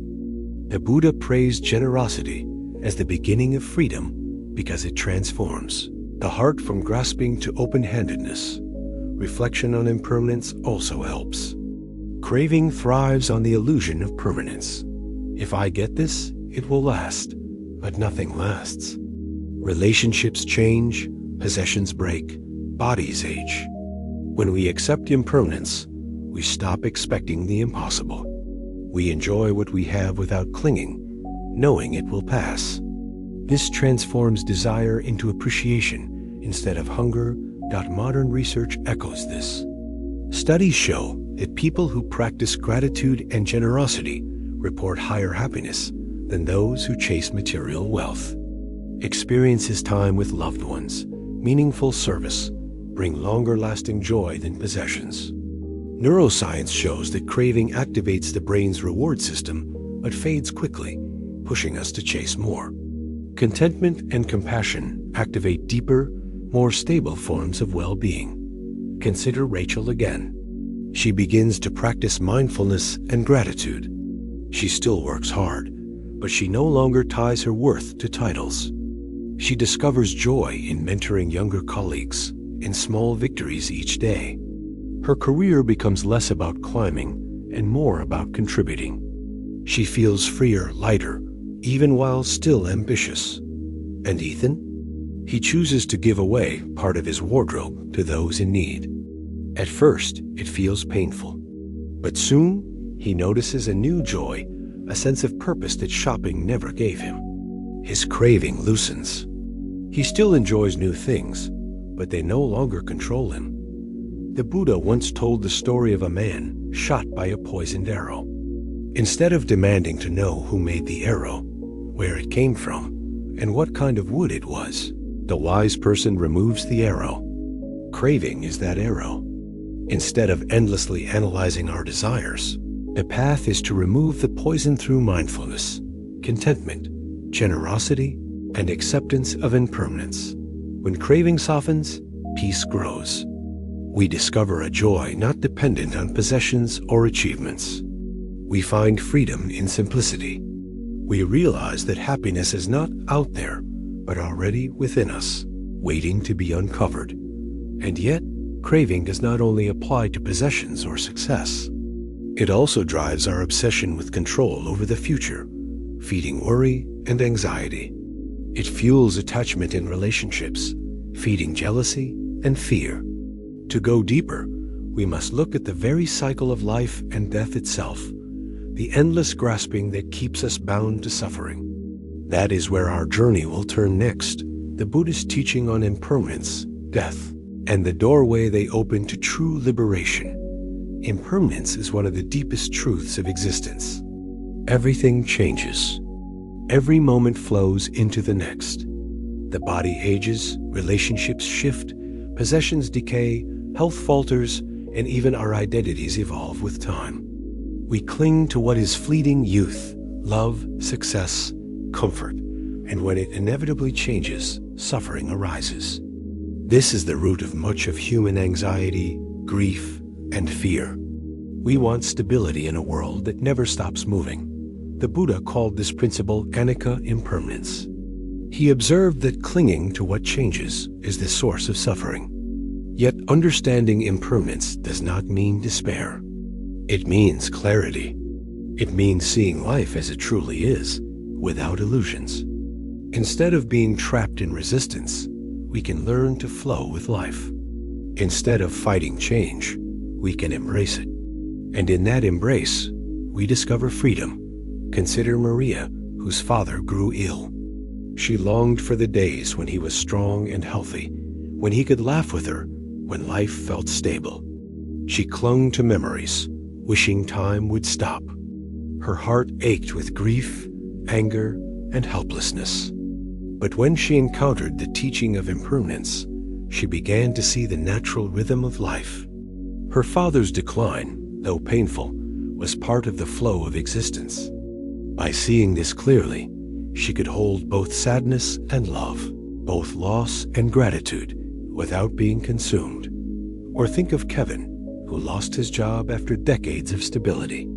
At first, he felt panic and fear, believing his life was ending. Yet by observing impermanence, he recognized that nothing in life stays the same, not success, not failure, not comfort, not hardship. This awareness gave him space to act wisely. Instead of panicking, he sought new opportunities, discovered hidden talents, and rebuilt his life. The truth of change became a doorway, not a prison. Impermanence applies to every aspect of life: relationships, health, possessions, social status, and even our own thoughts and emotions. The child you once were is gone. The love you once felt may transform. The body that carries you will change. Every situation is temporary. By seeing clearly, we loosen the grip of fear, attachment, and despair. Mindfulness is the tool that allows us to meet impermanence directly. By observing the present moment, we see change occurring constantly. The breath rises and falls. Thoughts come and go. Emotions surge and fade. The body shifts from tension to relaxation. By witnessing change in this simple way, we prepare the mind for larger truths. Nothing lasts forever, and that is neither tragic nor frightening. It is simply life. The Buddha taught that suffering arises when we resist impermanence. We cling to youth, hoping to remain young forever. We cling to relationships, demanding they never change. We cling to wealth, fearing it will vanish. Every act of clinging sets the stage for suffering, because the world does not obey our demands. By accepting change, we release the second arrow of suffering, the one we fire at ourselves when reality does not conform to our desires. Consider the metaphor of a river. Life is like a river, constantly flowing. If you try to hold on to the water, it slips through your fingers. The teaching of Anicca invites us to cherish them fully, without clinging, without grasping, without fear of losing them. Presence becomes a form of liberation. Death is the ultimate teacher of impermanence. Many live as if they are immortal, postponing joy, delaying love, fearing loss, avoiding reflection. The Buddha urged us to meditate on death, not to scare us, but to awaken us. When we face mortality, we realize what is truly important. Fear of death diminishes, clarity increases, and priorities shift. We see that what matters is not accumulation, status, or control, but love, presence, and awareness. Consider Aisha, who narrowly survived a car accident. Confronted with the fragility of life, she experienced profound fear at first. But reflection and mindfulness led her to a deeper understanding. She realized that everything she once worried about, projects, arguments, minor failures, was small in the context of impermanence. She began to live more fully, speak more kindly, and appreciate the present. Mortality became a doorway to freedom, not a source of terror. Buddhist practice offers methods to embrace impermanence daily. Meditation on breath shows the constant flow of life. Walking meditation reveals each step as unique and fleeting. Reflection on past experiences highlights how everything changes. Friends come and go, jobs end, cities evolve. By training the mind to see impermanence clearly, we weaken attachment and fear, and we grow gratitude and equanimity. Compassion also arises naturally when we understand impermanence. Knowing that life is fleeting, we see the suffering of others more vividly. We are less likely to cling, judge, or harm. We act with urgency and care, understanding that every moment is precious for ourselves and those we love. The wisdom of impermanence deepens empathy, reminding us that everyone navigates the same transient river of existence. Science supports this approach. Research on mortality's salience awareness of death shows that when people reflect on impermanence, they tend to prioritize meaningful relationships, generosity, and ethical behavior. They report higher life satisfaction and lower fear of failure. The ancient teaching of the Buddha is validated. Awareness of impermanence transforms fear into freedom. Maria, Kevin, and Aisha discovered this truth not only in meditation, but in action. They lived fully, loved fully, and accepted change without grasping. Their suffering did not vanish, but it lost its power to dominate their hearts. They learned to hold life lightly, to appreciate the present deeply, and to navigate loss with clarity and compassion. The Buddhist teaching of the middle way complements impermanence. It invites balance, not clinging to permanence, not falling into despair, not avoiding life's realities, but walking steadily between extremes. By embracing impermanence and the middle way, we cultivate wisdom, patience, and freedom. Life flows, challenges arise, but the heart remains steady, aware, and open. And yet, impermanence is not only a teacher of loss, it is also a teacher of joy. By recognizing the fleeting nature of pleasure, we savor it more fully. By recognizing the fleeting nature of relationships, we cherish connection more deeply. By recognizing the fleeting nature of life itself, we awaken to gratitude, presence, and love. As we conclude this chapter, reflect on this. Everything changes. Every moment of fear, desire, loss, anger, and joy flows into the next. We cannot stop the river, but we can float with it, move with it, and even enjoy the ride.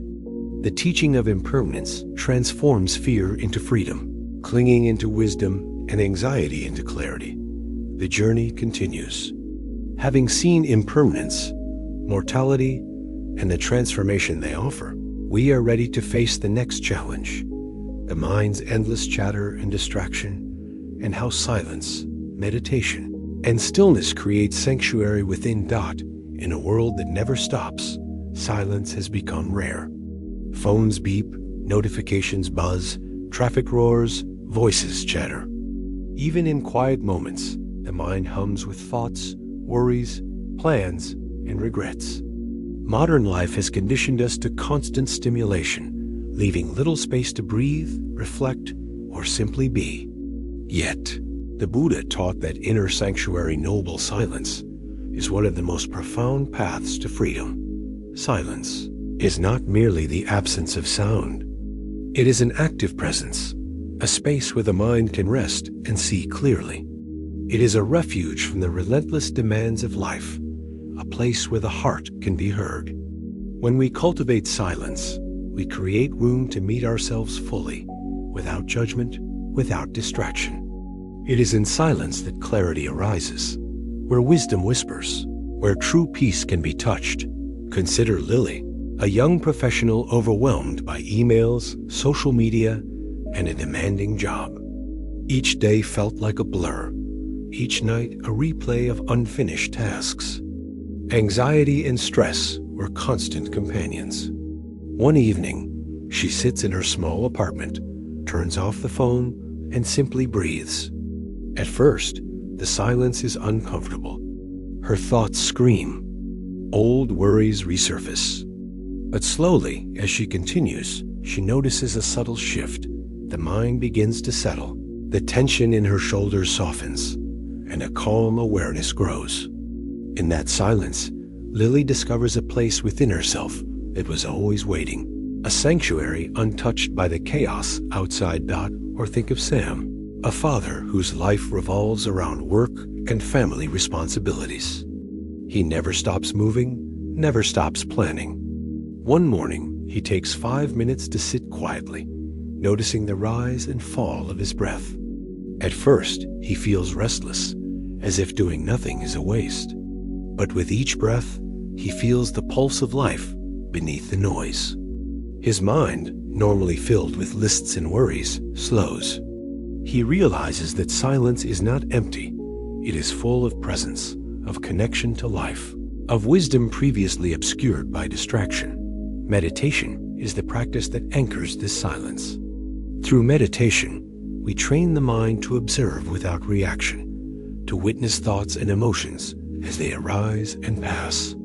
Each inhale, each exhale becomes a reminder that we are alive, that we are present, that the moment is ours. Thoughts still come, emotions still arise, but we no longer chase or resist them. The fire of craving and the storm of anger lose their urgency. In stillness, we find stability. The Buddha often compared the mind to a lake. When the water is stirred by wind or thrown stones, the surface is turbulent, and the reflection of the sky is distorted. When the water is left undisturbed, it becomes still, and the sky reflects clearly. Meditation is the process of letting the mind settle, allowing the turbulence to fade, and revealing the clarity that was always beneath silence. Also allows us to hear the subtle whispers of the heart. In a world of constant noise, our deepest desires, fears, and longings are often drowned out. Meditation and stillness create the space to notice them. Lily begins to hear not just the chatter of deadlines, but the gentle voice of her own intuition, reminding her what matters most. Sam realizes that the busyness he clung to was not life itself, but the fear of sitting with his own heart. Silence becomes a mirror, reflecting what is true and essential, that compassion and loving kindness flourish in silence. When we are still, we can extend metta not only to others, but to ourselves. In the quiet, Lily whispers to herself, "May I be safe. May I be happy. May I be free from suffering." Sam does the same, allowing forgiveness and tenderness to enter where judgment once ruled. Silence nurtures the soil in which compassion grows, allowing kindness to arise naturally, without effort or striving. Science supports these ancient teachings. Research shows that meditation reduces stress, lowers blood pressure, improves attention, and strengthens emotional regulation. Even brief periods of quiet reflection can increase empathy, reduce anxiety, and enhance well-being. Silence is not passive. It is active restoration for the mind and heart. But silence can also be challenging. Many avoid it because it forces confrontation with uncomfortable thoughts, old wounds, or unacknowledged fears. The mind resists because it has been trained to escape. Yet the Buddha taught that true refuge is not found by running from pain, but by meeting it with presence.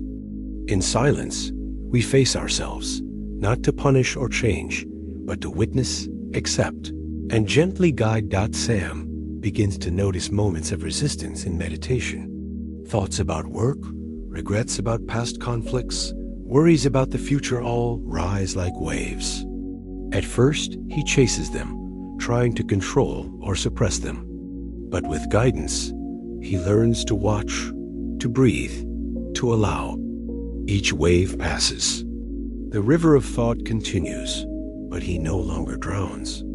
He discovers spaciousness, a freedom that comes from presence itself. Lily experiences something similar. In moments of silence, memories of past shame surface. The temptation to judge herself is strong. Yet, by staying with the breath, noticing the tension, and sending herself metta, she learns to meet shame with compassion instead of resistance. The mind, once a battlefield, becomes a sanctuary. The benefits of silence extend beyond the individual. When we cultivate stillness, our interactions change. Patience grows. Anger softens. Listening deepens. We respond to others with clarity and compassion rather than reaction. The sanctuary we create within becomes a sanctuary we carry into the world. Even brief moments matter. A few minutes of mindful breathing in the morning, a short walk in nature without distraction, a pause before responding to difficult news, all contribute to building inner refuge. Consistency matters more than duration. Like tending a garden, the practice requires care, attention, and patience. Slowly, the sanctuary within becomes strong and reliable, a place of calm in the storms of life. The Buddha also emphasized noble silence in the context of community. In the Sangha, monks and lay practitioners would sit together in meditation, creating a shared field of presence and stillness. This collective silence amplifies the benefit, reminding us that while personal practice is vital, connection to others enhances peace. Even in solitude, we are never truly isolated. Silence is a bridge to the awareness of interconnection. Consider Lily again. Over weeks of consistent practice, she notices subtle changes. The mind chatter diminishes. Stress no longer dominates her hours.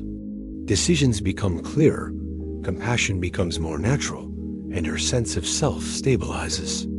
She still faces challenges, but the inner sanctuary allows her to navigate them with grace. Sam experiences similar shifts. The constant pressure of work and family no longer feels crushing. Moments of joy, once fleeting, now ripple more deeply. Silence has become his refuge, a home he carries wherever he goes. The teaching is clear. Silence is not absence. It is presence. It is not emptiness. It is full. In a world of relentless noise, cultivating a sanctuary within allows the heart to rest, the mind to clear, and life to unfold with wisdom and compassion. The Buddha's path of meditation, mindfulness, and loving kindness reveals that true refuge is not external. It is within, always available, always waiting. And yet, the sanctuary of silence is only one aspect of liberation. Once we have cultivated mindfulness, compassion, and awareness of impermanence, we can begin to explore the interconnectedness of all life, how karma, interbeing, and the fabric of existence influence our suffering and our joy. This is the next step, understanding how our actions ripple through life and how awareness transforms the world. Karma is often misunderstood. Many imagine it as cosmic punishment or rigid destiny, a system that decides who will suffer and who will prosper. But the Buddha taught something much more nuanced. Karma is action, and every action has consequences. What we think, say, and do creates ripples that shape our lives and the lives of those around us. Karma is not judgment. It is natural law, like planting seeds and watching them grow. Consider Anna, who once held deep resentment toward a coworker. She replayed every slight, imagined revenge, and carried anger to work each day. Her relationships suffered, her sleep suffered, and her peace of mind evaporated. In Buddhist terms, Anna was experiencing the consequences of her mental actions. Thoughts, emotions, and intentions, though invisible, create real effects. She had sown seeds of bitterness, and her inner life reflected the harvest. Now consider Ben, a man who had made mistakes in his youth decisions that hurt others and even himself. He carried guilt for years, believing that the past defined him. Karma does not condemn him. It simply reflects that actions have consequences. The Buddha taught that while past actions cannot be undone, they can be met with awareness, responsibility, and transformation. New actions plant new seeds, and change is always possible. Self-forgiveness is a key practice in working with karma. Many of us are trapped by the story that past mistakes define our worth. The Buddha showed that this is not true. Awareness and compassion allow us to see the past clearly, acknowledge the harm done, and make amends where possible. But forgiveness releases us from endless self-punishment. We learn from mistakes rather than being enslaved by them. Imagine Maria, who once lashed out at a close friend in anger. The friendship fractured. She carried shame for years, replaying the moment again and again. One day, she decided to write a letter, not to justify herself, but to express sincere apology and compassion. She forgave herself for acting from ignorance and recognized her human capacity for change. The act did not erase the past, but it planted a seed of healing, transforming both her inner life and the possibility of reconciliation. Karma teaches that every choice matters, but it also offers freedom. Each new action thoughtful, compassionate, mindful shapes a future different from the past. This is the radical hope at the heart of the Buddha's teaching. You are never fully bound by what has already happened. Awareness, responsibility, and compassion can redirect the course of your life. Consider a simple metaphor. Imagine a pond where a stone has been thrown. The ripples spread outward. You cannot remove the initial splash, but you can influence the next ripples. Similarly, your past actions have shaped your life, but every conscious act now generates a new pattern. By acting with awareness and kindness, you create a future that is not dictated by guilt or regret. The practice of mindfulness amplifies this effect. When Anna notices her resentment arising, she does not suppress it, but observes it. Here is anger. Here is desire for revenge. In observing, she interrupts the automatic patterns of karma. She chooses a response rooted in compassion rather than reaction. Over time, her inner world changes. The seeds of past bitterness give way to new growth. Generosity, or dana, is another powerful way to shape karma positively. Giving time, energy, and resources creates beneficial ripples, reinforcing patterns of kindness and interconnectedness. Ben, who once hurt others, began volunteering, helping people in ways he could never have imagined. Each act of giving reshaped his inner landscape, softened guilt, and created connections that healed both himself and others. The Buddha emphasized that intention is key. Karma is not just about action, but about the heart behind it. Actions motivated by greed, hatred, or delusion plant suffering. Actions motivated by love, compassion, and wisdom plant freedom. Self-forgiveness aligns with this understanding. It shifts the heart from punishment to intention. By cultivating wholesome motivation, we transform the energy of past harm into the potential for healing. Meditation deepens this practice. In sitting quietly, we observe our intentions, thoughts, and emotions. We recognize patterns of anger, fear, or attachment. We reflect on the consequences of these mental states and choose new actions with awareness. Meditation is not escape. It is preparation. It strengthens the mind to act skillfully, even in challenging circumstances.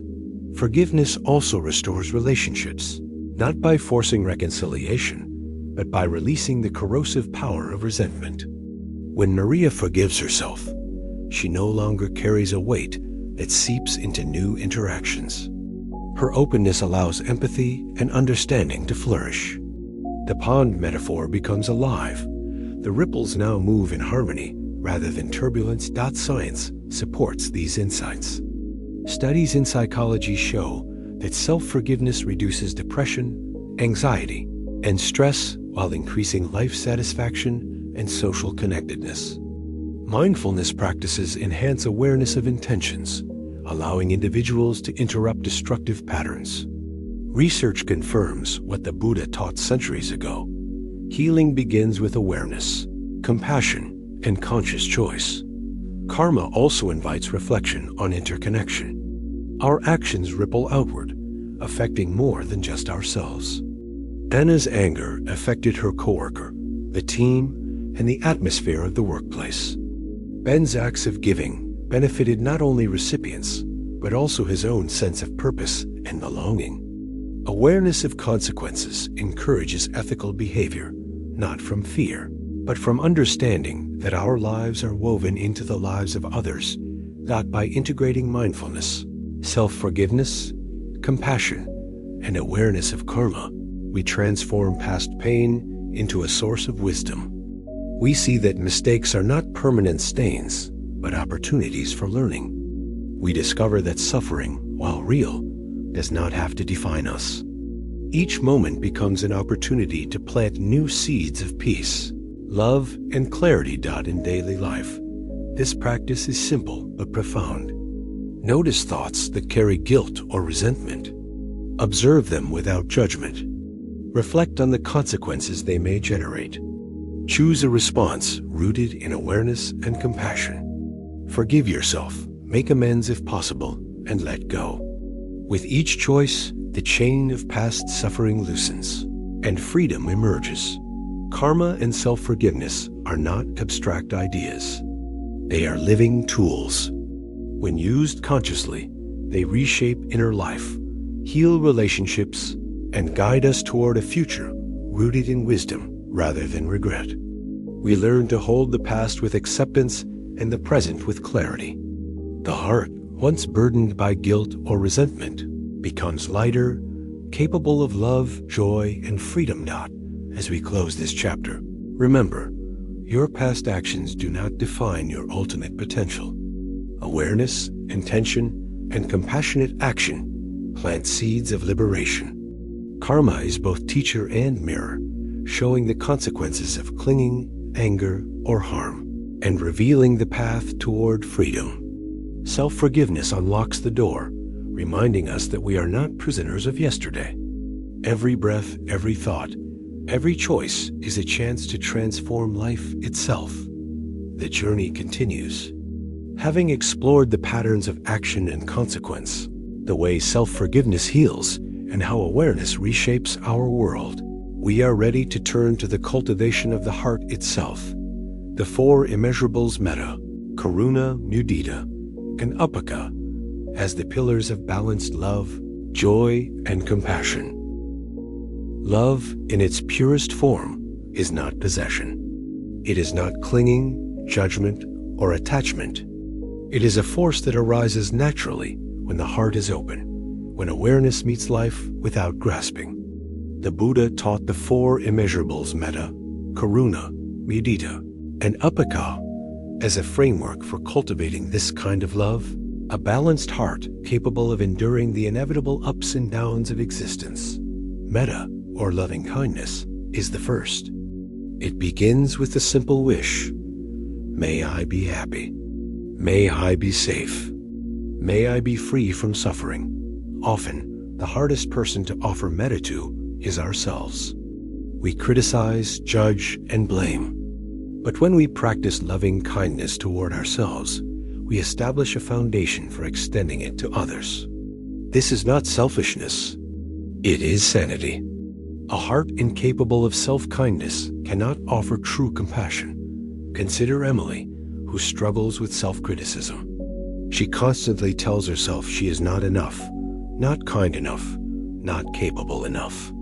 Through metta practice, she begins each day silently wishing herself safety and joy. Over time, the voice of judgment softens. Her heart feels lighter. She begins to respond to her mistakes with patience rather than harshness. Loving kindness transforms her inner landscape, creating a fertile ground for compassion toward others. Karuna, or compassion, is the second immeasurable. It arises when we encounter the suffering of others and respond with tenderness rather than avoidance. Compassion is not pity. It is not judgment. It is an acknowledgement. This being suffers. May they find relief.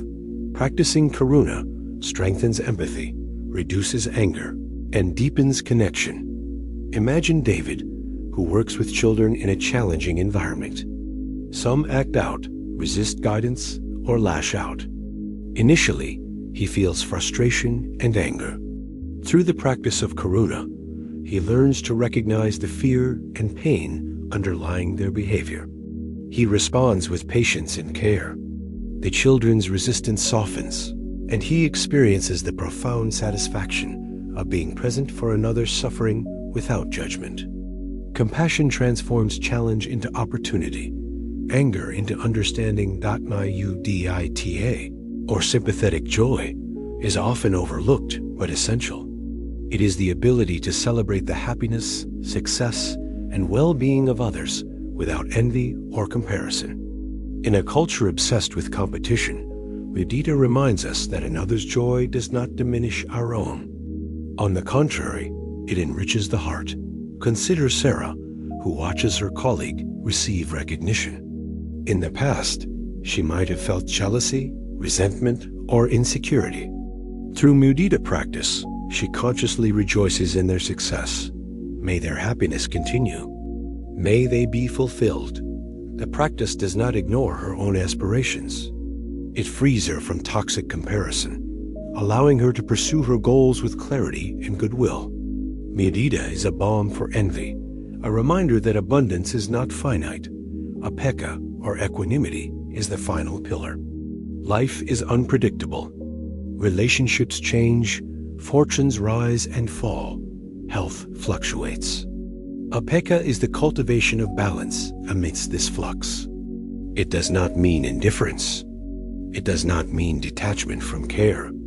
It means seeing clearly, responding with wisdom, and maintaining composure even when circumstances shift. James, a parent, experiences upheaval when his children grow independent. He feels sadness, fear, and longing. Through awaken, he acknowledges these emotions without being overwhelmed. He celebrates their growth while remaining centered. Equanimity allows us to participate fully in life without being swept away by every wave of facts. Emotion. The four immeasurables work together. Metta nurtures self-love. Karuna opens the heart to the suffering of others. Mudita transforms envy into joy. Awaken stabilizes the mind amidst the inevitable changes of life. Together, they create a heart that is strong, resilient, and expansive, a sanctuary capable of embracing both happiness and suffering. Practical application begins with daily practice. Start with yourself. Spend a few minutes each morning offering metta. May I be safe. May I be happy. May I be free from suffering. Then extend the practice to loved ones, acquaintances, and even those with whom you have conflict. Recognize their humanity, their suffering, and their desire for joy. Offer karuna sincerely. May they find relief. Celebrate small and large joys around you with mudita. The success of a colleague, the laughter of a child, the beauty of a sunrise. Finally, practice awaken by observing life's changes. Challenges at work, shifts in relationships, natural cycles. Maintain balance, presence, and clarity amidst impermanence. Science echoes these teachings. Research in positive psychology shows that loving kindness meditation increases positive emotions, decreases negative affect, and strengthens social bonds. Compassion practices reduce stress, enhance empathy, and even improve immune function. Sympathetic joy counteracts jealousy and depression. Equanimity fosters emotional regulation and resilience. The four immeasurables are not abstract ideals. They are practical tools for transforming the heart dot in the modern world. We are bombarded with stimuli, comparison, and stress. The four immeasurables provide a roadmap back to balance. They remind us that happiness is not a destination, but a practice. They show us that suffering can be met with wisdom. They teach that connection is strengthened not by possession or control, but by love, kindness, and presence. Consider Maria, who struggles with workplace tension. She practices the four immeasurables daily. She starts with herself, offering metta. She notices a colleague in stress and responds with karuna. She observes another's success and celebrates it with mudita. When a project fails, she holds the outcomes in awaken, accepting the impermanence of success and failure alike. Over time, her heart feels lighter, her relationships deepen, and her mind becomes steadier. The four immeasurables transform not only inner life, but also the world around us. When one person practices loving kindness, compassion, joy, and equanimity, their interactions ripple outward. Families feel it, workplaces feel it, communities feel it. Each practice, repeated over time, strengthens the web of interconnection, nurturing peace that extends far beyond the self. In sum, metta, karuna, mudita, and awaken are not distant ideals. They are living, practical tools for navigating the challenges of modern life. They offer a heart that is expansive rather than contracted, resilient rather than fragile, peaceful rather than reactive. When cultivated, they transform fear into courage, craving into contentment, and isolation into profound connection. And yet, the heart is not only strengthened by the four immeasurables, it is also transformed by the understanding of emptiness and interconnection, the realization that our lives are bound together in ways subtle and profound. That is the next stage, seeing the world and ourselves as part of a vast, interwoven web, where freedom and compassion arise naturally from understanding how everything is connected. Emptiness is one of the most profound teachings of the Buddha. It is not nihilism. It does not say life is meaningless or that nothing exists. Rather, it reveals that nothing exists independently. Everything is interconnected, interdependent, and constantly changing. Mountains, rivers, people, thoughts, and emotions all arise due to conditions. Nothing stands alone. This understanding, called shunyata, is liberating because it dissolves the sense of isolation and self-centered suffering. Consider a single tree in a forest. At first glance, it appears to exist on its own, but a closer look reveals countless dependencies. Soil nourishes its roots, water sustains its leaves, sunlight energizes its growth, insects pollinate its flowers, and fungi support nutrient exchange underground. The tree cannot exist independently. Its being is woven into the life of the entire forest. So too are we. Every action, thought, and emotion arises in a web of conditions, connecting us to the vast world around us. Imagine Maya, a young woman struggling with anxiety and loneliness. She feels as if she is isolated, that her worries belong solely to her. When she begins to explore interconnection, she notices that her feelings are influenced by her upbringing, by her relationships, by her environment, by countless unseen factors. This awareness does not diminish her pain, it contextualizes it. She is not alone in her suffering. She begins to see her life as part of a larger whole, where support and connection are inherent.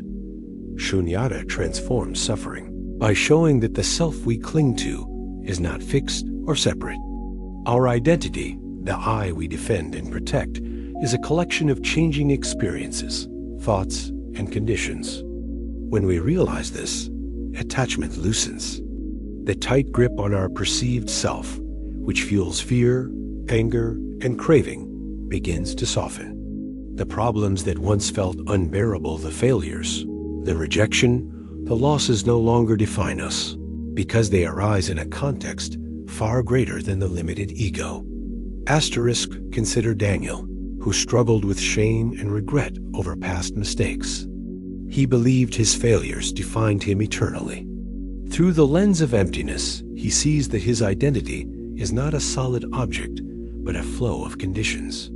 His actions, thoughts, and emotions arise and pass. Mistakes are transient, lessons are lasting, but his self is not trapped by either.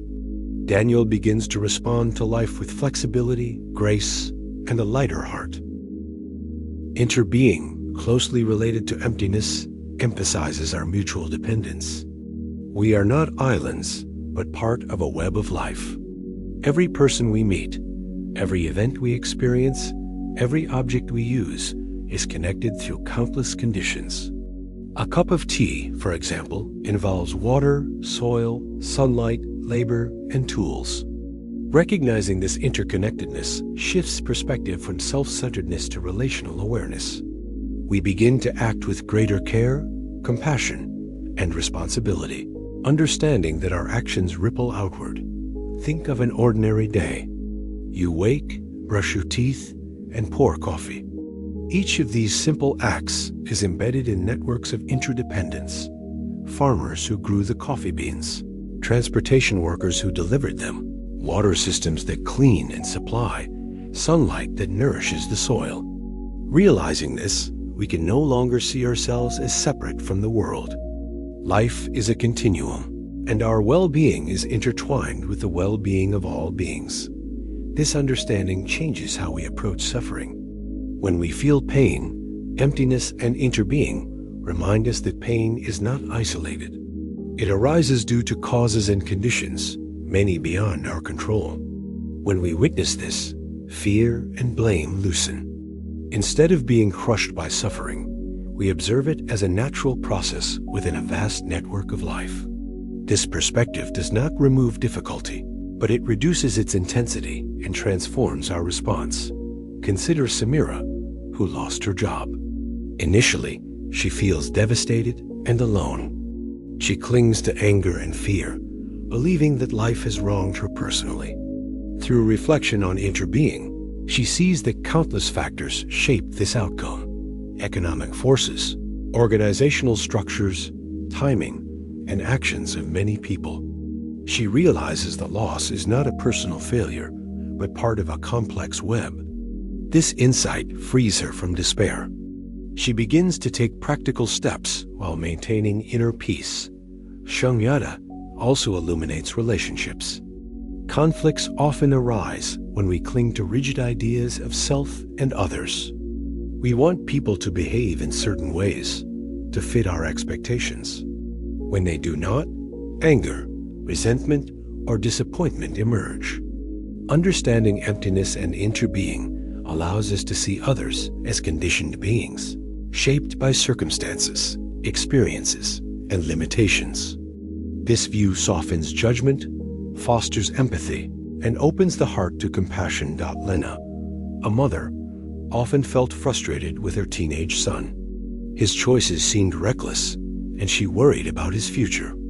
Through the practice of interbeing, she realized that he is shaped by peers, media, his own experiences, and her guidance. She began to respond with patience rather than reaction, guiding him while respecting his unfolding process.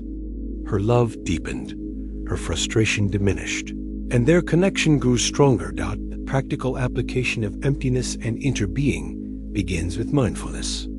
Observe how thoughts, emotions, and sensations arise and pass. Notice how circumstances depend on countless conditions. Reflect on the interconnectedness of all beings and phenomena. Allow insight into impermanence and conditionality to soften attachment, fear, and self-centered suffering. Meditation supports this process. In sitting quietly, focus on the breath, the body, and the mind. Notice the interdependence of body and mind, inhale and exhale, awareness and sensation. Gradually, expand this awareness to recognize the web of conditions beyond yourself, the environment, relationships, and society.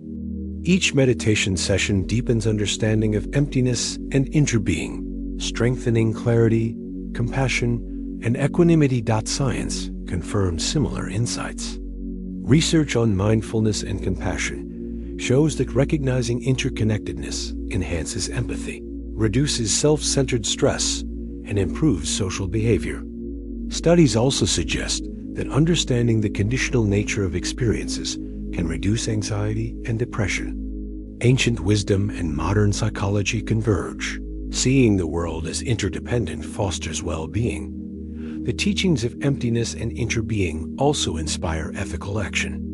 When we recognize that our actions ripple through the web of life, we act with care, avoiding harm and fostering benefit. Simple choices, how we treat people, consume resources, speak words, become acts of responsibility. We cultivate the habit of kindness, patience, and generosity, not from obligation, but from understanding the natural consequences of our interconnectedness. Consider a community garden. Every gardener's effort contributes to a thriving ecosystem. Weeds left unchecked affect neighbors. Plants share nutrients. The sun, rain, and soil work together. When one gardener acts with mindfulness and care, the entire garden flourishes. Interbeing works the same way in life. Our choices, large or small, affect the whole. Acting with awareness is both practical and compassionate. By integrating the four immeasurables with the understanding of emptiness and interbeing, we cultivate a heart that is expansive, resilient, and wise. Metta and Karuna open the heart. Mudita and Upaka balance it. Emptiness and interbeing ground us in reality, freeing us from illusions of separateness and permanence. Together, they create the foundation for liberation, allowing us to navigate suffering with clarity and joy. And yet, wisdom alone is not enough. The heart must also be practiced in daily life, in ordinary moments, in challenges both great and small. This practice brings us to the next focus: skillful action, right livelihood, and the integration of insight into every aspect of living. By bringing these teachings into daily life, we transform understanding into living freedom, insight into compassion, and awareness into action. Wisdom is not meant to remain theoretical. The Buddhist teachings are not decorations for the mind. They are tools for living fully. Emptiness, interbeing, the four immeasurables, they are guides, not ideals. The practice becomes alive when insight flows into action, when understanding transforms ordinary moments into opportunities for liberation and compassion. This is skillful action, or right action in the Eightfold Path. Skillful action begins with awareness. Every thought, word, and deed has consequences. When we act without mindfulness, we are like a ship without a rudder pushed by currents of habit, desire, and reactivity. When we act with awareness, we navigate deliberately, shaping the world with care. Awareness is the foundation. It informs decisions, mitigates harm, and allows us to respond rather than react. Consider Emma, a nurse in a busy hospital. Patients arrive in crisis, emotions flare, and stress is constant. At first, she reacts automatically. Impatience, judgment, and exhaustion color her interactions. Through mindfulness, she begins to notice her responses. When a patient lashes out, she pauses, breathes, and observes her own emotions. She chooses to respond with patience and compassion. The environment shifts. The patient feels heard. Emma's own stress decreases. Awareness turns action into a skillful tool. Another aspect of skillful action is intention. The Buddha taught that ethical conduct is determined not only by what we do, but by why we do it. Actions motivated by greed, hatred, or delusion generate suffering. Actions motivated by love, wisdom, and compassion generate benefit. This principle applies to the smallest daily choices. How we speak to a colleague, whether we take a shortcut at work, how we treat a stranger in need. Marcus, a manager, struggles with impatience. He finds himself frustrated with employees who make mistakes. Before reacting, he pauses to examine his intention. Is he angry because of fear, pride, or ego?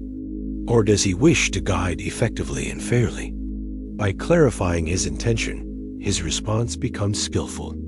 He addresses mistakes with clarity and care rather than scolding or humiliation. The workplace becomes more harmonious and trust grows. Skillful action also requires ethical conduct. The Buddha's 5 precepts avoiding harm, stealing, lying, sexual misconduct, and intoxication serve as practical guidelines. They are not rigid rules, but tools to cultivate clarity and compassion. Following these precepts supports mindfulness and intention, creating alignment between insight and behavior. Consider Leah, a business owner. She notices that cutting corners would increase profit in the short term, but harm her employees. Mindful of interbeing, she chooses integrity. She sees that her actions ripple outward, affecting families, communities, and her own conscience. Profit remains, but now her business fosters trust, cooperation, and well-being. Her skillful action transforms a simple choice into a manifestation of wisdom and compassion. Asterisk, patience is another essential component. Life presents countless challenges. Traffic jams, difficult coworkers, personal setbacks, illness, or conflict. Reacting impulsively perpetuates suffering. Acting skillfully requires pausing, breathing, and considering consequences. Patience is not weakness. It is the strength of the mind acting with clarity rather than impulse. Consider a parent, Anna, whose child throws a tantrum in public. The initial instinct may be embarrassment or anger. Pausing, observing, and responding with calm guidance transforms the situation. The child feels supported, the parent feels grounded, and both benefit. Skillful action turns potential conflict into an opportunity for teaching, compassion, and understanding. Generosity, or dana, is also part of skillful action. Giving wisely time, energy, resources aligns intention, awareness, and ethical conduct. Generosity is not random. It is deliberate and mindful, aimed at reducing suffering and fostering well-being. Small acts, repeated consistently, ripple outward. The giver and recipient are both transformed. Consider Ethan, who regularly volunteers at a local shelter. Initially, he feels overwhelmed, thinking his small contributions are insignificant. Over time, he observes the impact of his actions. Meals delivered, smiles shared, dignity restored. He sees the interconnectedness of effort and effect, realizing that even modest, consistent action nurtures the web of life. Interbeing underpins all skillful action.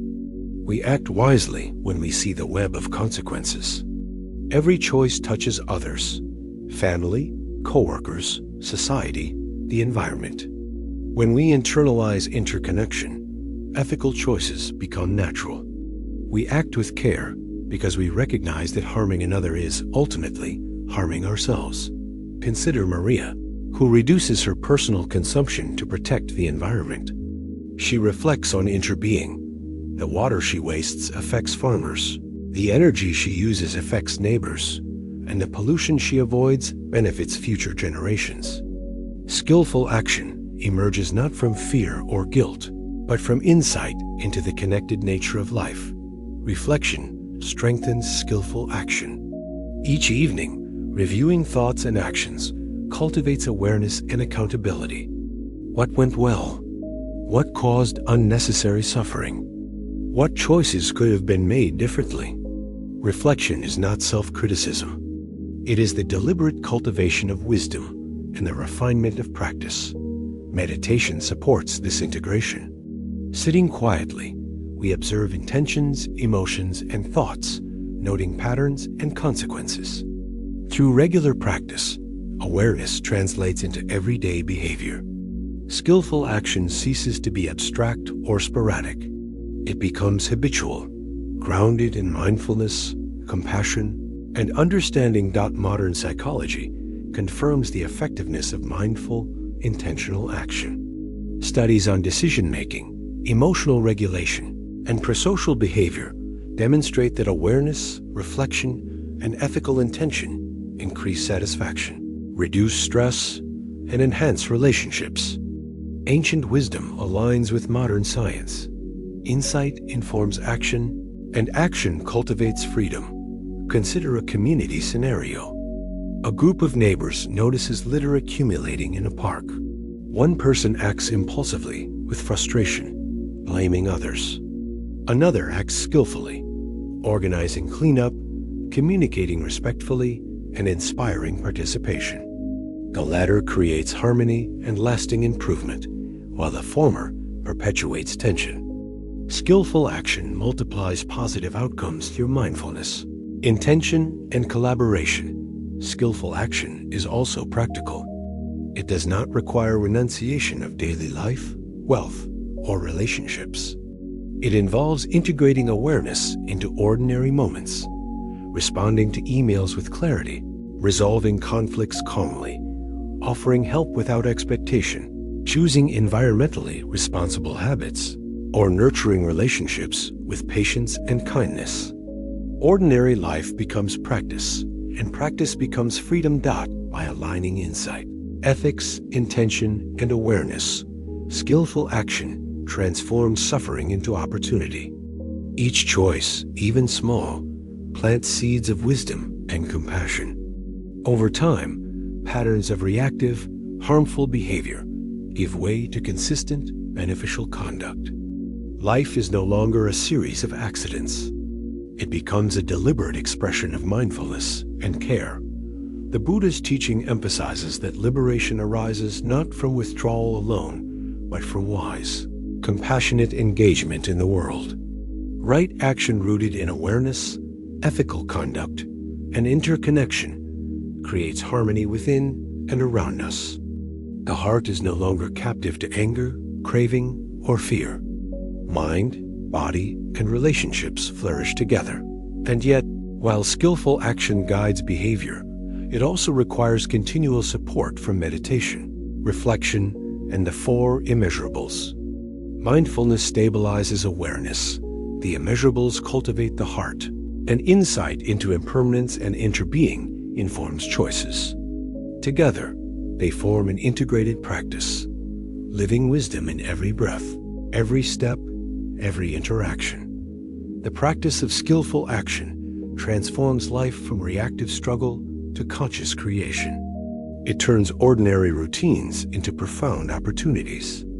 Every conversation, task, and encounter becomes a chance to plant seeds of freedom, compassion, and clarity. Through mindfulness, ethical conduct, and reflection, ordinary living becomes extraordinary, a path to liberation embedded in daily life. And yet, even with understanding, compassion, and ethical action, the mind can be restless, caught in cycles of distraction and doubt. The next step in our journey is the cultivation of deep concentration and insight, stilling the mind to see clearly and act wisely in every situation. This leads naturally into Part 9, Meditation as the bridge between understanding and liberation. Meditation is the heart of the Buddha's teaching. It is not merely sitting in silence or repeating phrases. It is the practice of training the mind, cultivating awareness, and developing insight. Meditation integrates mindfulness, ethical conduct, compassion, and wisdom, allowing us to experience life fully while seeing it clearly. It is the bridge between understanding and liberation. At its core, meditation is about presence. The mind is often scattered, chasing past regrets, future worries, desires, and fears. When we meditate, we anchor the mind in the present moment. Awareness of breath, body, and mind allows us to witness thoughts and emotions without being swept away. This simple act transforms the relationship between self and experience. We are no longer passive victims of our own mental turbulence. We become observers, participants, and creators of our inner world. Consider Olivia, a young professional overwhelmed by stress. Meetings pile up, emails overflow, and personal responsibilities weigh heavily. She begins a daily practice of sitting quietly, focusing on her breath for 5 minutes. Initially, her mind races, pulling her in every direction. She notices anxiety, anger, and fatigue. But rather than judging herself for distraction, she observes with curiosity. Gradually, she discovers that even the busiest mind can find moments of stillness. Awareness itself brings relief. Meditation is not a pause from life. It is life fully experienced. Meditation also deepens insight. Through sustained practice, we begin to perceive the impermanent, interdependent, and empty nature of all phenomena. Thoughts arise and pass. Emotions surge and dissolve. Sensations change moment by moment. By witnessing this, we see that suffering is not fixed, the self is not solid, and conditions shape all experiences. Insight into impermanence, non-self, and interbeing transforms both understanding and emotional response. Take Marcus, who struggles with anger. During meditation, he notices the rise and fall of irritation. He observes how it is conditioned by past experiences, physical tension, and habitual thought patterns.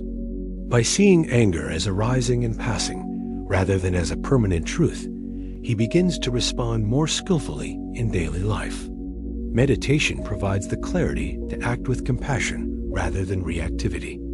The breath is a central anchor in meditation. It is constant, yet constantly changing, embodying both stability and impermanence. Focusing on the breath cultivates concentration, calming the nervous system and creating a foundation for insight. Inhale, exhale. Each breath becomes a teacher. It demonstrates the transient nature of experience, grounds us in the present, and reminds us that life unfolds moment by moment. Guided visualization and loving-kindness meditation extend these benefits. Sending wishes of happiness, safety, and freedom to ourselves and others strengthens the heart. Compassion and joy arise naturally when the mind is settled and attentive. Olivia, through metta practice, gradually transforms her inner critic into a supportive companion. Her anxiety diminishes as she replaces judgment with kindness. Meditation is the laboratory of the heart, where emotional patterns are observed, understood, and transformed. Meditation is not about suppression. Thoughts, feelings, and sensations are not obstacles. They are the material of practice. Marcus does not attempt to eliminate anger, but observes it fully with curiosity and gentleness. Olivia does not try to stop anxiety, but allows it to arise and dissolve. In doing so, meditation teaches us the natural flow of life and the art of balance. Over time, meditation deepens concentration, or samadhi. A concentrated mind is both calm and alert, steady yet flexible.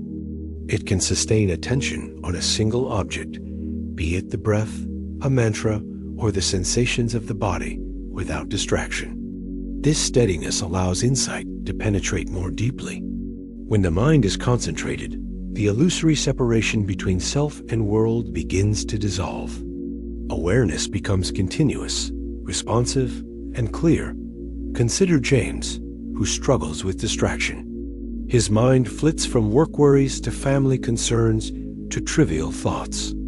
Through daily practice, he gradually develops concentration. Tasks that once felt overwhelming become manageable. His attention becomes a tool, not a burden. The calmness of focused awareness allows wisdom to emerge naturally. Meditation transforms ordinary activity into mindful engagement. Insight, or vipassana, is the fruit of meditation. By observing the impermanent, conditioned, and interdependent nature of all phenomena, we see the root causes of suffering. Desire, aversion, and ignorance are not fixed realities. They are processes that can be observed, understood, and transformed. Insight leads to freedom, not by changing external conditions, but by changing our relationship to them. Olivia notices patterns of craving in her mind. She observes how desire arises, how it conditions thought and behavior, and how it fades. By witnessing this cycle, she loosens attachment.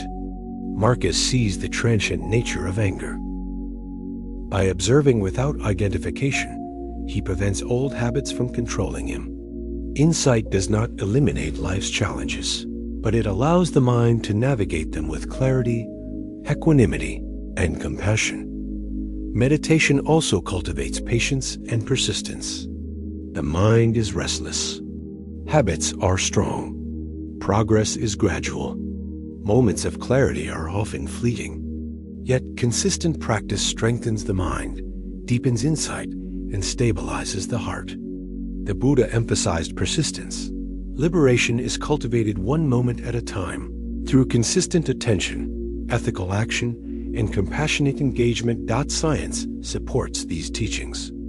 Neuroscience shows that meditation strengthens areas of the brain associated with attention, emotional regulation, and empathy. Regular practice reduces stress, anxiety, and depression while enhancing well-being, social connection, and resilience.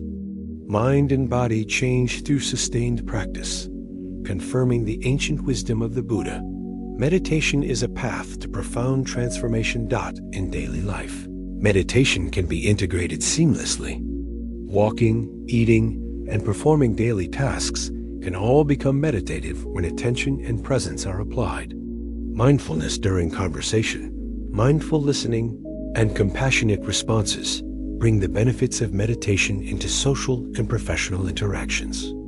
The boundaries between formal practice and life itself dissolve. Meditation is no longer confined to a cushion. It permeates every action. Consider Maya, who practices formal sitting meditation each morning and brings the same awareness to her workday. She notices tension in meetings, responds mindfully rather than reactively, and engages with colleagues with clarity and empathy. Her meditation practice becomes inseparable from her daily life, transforming her presence in every encounter. Meditation is the integration of all previous teachings: mindfulness, ethical conduct, the four immeasurables, understanding of impermanence and interbeing, and skillful action. Each element reinforces the others. Awareness deepens compassion. Insight informs ethical behavior. Equanimity stabilizes concentration. Meditation is the bridge where understanding and practice meet, where wisdom becomes living experience. Through meditation, we cultivate the capacity to meet suffering without being overwhelmed, to engage with the world without clinging, and to act with clarity, compassion, and presence. It is the doorway to freedom, allowing us to navigate life with balance, resilience, and insight. And yet, meditation is not an end itself. Its ultimate purpose is liberation from suffering, expressed not only in stillness, but in engaged life.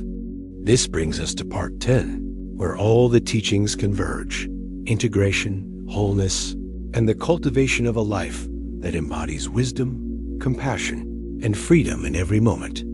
Meditation is not limited to formal sitting. It is the art of bringing mindful awareness to every moment. The Buddha emphasized that practice and life are inseparable. Every action, every interaction, every breath is an opportunity to observe, to learn, to respond with clarity and compassion. When meditation becomes integrated, life itself transforms into a living expression of insight and freedom. Consider Tom, a busy professional who struggles to balance work, family, and personal care. He begins each day with 10 minutes of mindful breathing, observing the rise and fall of his chest, the sensations in his body, and the flow of thoughts. Initially, his mind resists. Thoughts of unfinished tasks, worries about deadlines, and anxiety about relationships invade. Yet by gently returning attention to the breath, he begins to cultivate stability. As days pass, Tom notices subtle shifts. The impatience he once carried in traffic softens. He listens more fully to his children. Arguments at home no longer escalate automatically. Meditation has become a foundation, but its influence extends beyond the cushion. Awareness now permeates the way he walks, talks, and responds. Life becomes a living laboratory for the cultivation of mindfulness, compassion, and wisdom. Integration of meditation also strengthens ethical living. When we are aware, we naturally notice the consequences of our actions. Lying, gossip, greed, or harsh speech become more difficult to enact because the mind observes their ripple effects. The principles of karma, interbeing, and compassion become alive. Choices are guided by insight rather than impulse. Maria, for example, works in a collaborative office environment where conflict is frequent. Through her practice, she notices reactive patterns arising in meetings. Instead of responding with anger or resentment, she pauses, observes her internal state, and responds from clarity. Her words are measured, her tone is calm, and her influence shifts the dynamic positively. Meditation transforms habitual reaction into intentional, skillful engagement. The four immeasurables metta, karuna, mudita, and upeka find their fullest expression in integrated practice. Loving kindness toward oneself provides a foundation. Compassion for others motivates action. Sympathetic joy softens envy and jealousy. Equanimity maintains balance amidst the inevitable challenges of life. Meditation ensures these qualities are not theoretical ideals, but lived experiences. Consider Sarah, who practices mindful awareness of emotions during her daily commute. She notices impatience rising as drivers cut her off. Instead of reacting with irritation, she silently sends metta toward herself and karuna toward others. May I be safe. May all beings be safe. She reflects on interbeing. The other driver's actions are conditioned by stress, distraction, and circumstance. Her mind calms. She arrives at work centered rather than frazzled. Meditation and the four immeasurables extend naturally into every interaction. Integration also allows the cultivation of insight. The mind begins to recognize the impermanent, interdependent, and empty nature of experiences. Joy, suffering, pleasure, pain, all are observed as transient, arising due to causes and conditions. By seeing clearly, we weaken attachment, craving, and fear. We discover that happiness is not a result of circumstances, but arises from awareness, ethical action, and compassion. James, who previously struggled with anger, notices that emotional surges are temporary. He observes thoughts and feelings without identifying with them. He recognizes the causes of his reactions, stress, exhaustion, unmet expectations. Insight transforms his responses. He no longer acts impulsively, but chooses skillful, compassionate action. Liberation emerges not from external conditions, but from the clarity cultivated within. Meditation also deepens resilience. Life inevitably brings loss, disappointment, and uncertainty. Integrated practice creates a foundation of stability, allowing us to meet challenges with equanimity. We do not become indifferent or passive. Rather, we act with awareness and wisdom. Difficult emotions arise, but they no longer control us. The mind is both calm and responsive. Olivia, facing a serious illness, experiences fear and anxiety. Through meditation, she observes these emotions without judgment. She applies metta and karuna toward herself, understanding her own suffering as part of the shared human experience. Insight into impermanence allows her to accept the situation without clinging to unrealistic expectations. Even amidst pain, she discovers peace. Liberation is not the absence of suffering, but freedom within it. Mindful integration transforms ordinary life. Cooking, cleaning, commuting, working, parenting, every action becomes a practice.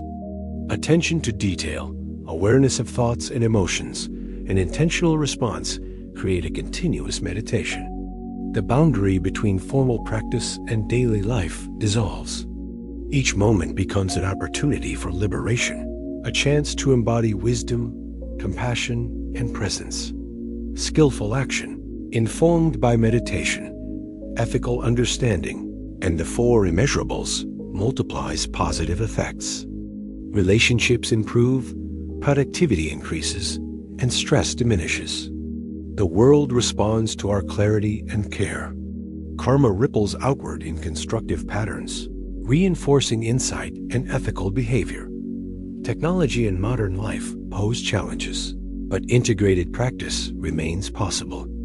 Even brief moments of mindfulness, pausing before responding to an email, taking a breath before entering a meeting, walking with awareness, carry the benefits of meditation. Consistency matters more than duration. Daily practice, however small, compounds over time, strengthening awareness, compassion, and insight. Meditation, integrated into life, also fosters gratitude. Awareness of impermanence, interbeing, and interconnectedness highlights the preciousness of each moment, encounter, and opportunity. We notice the effort of others, the gifts of nature, and the fleeting beauty of existence. Gratitude naturally arises from the clarity and compassion cultivated through meditation.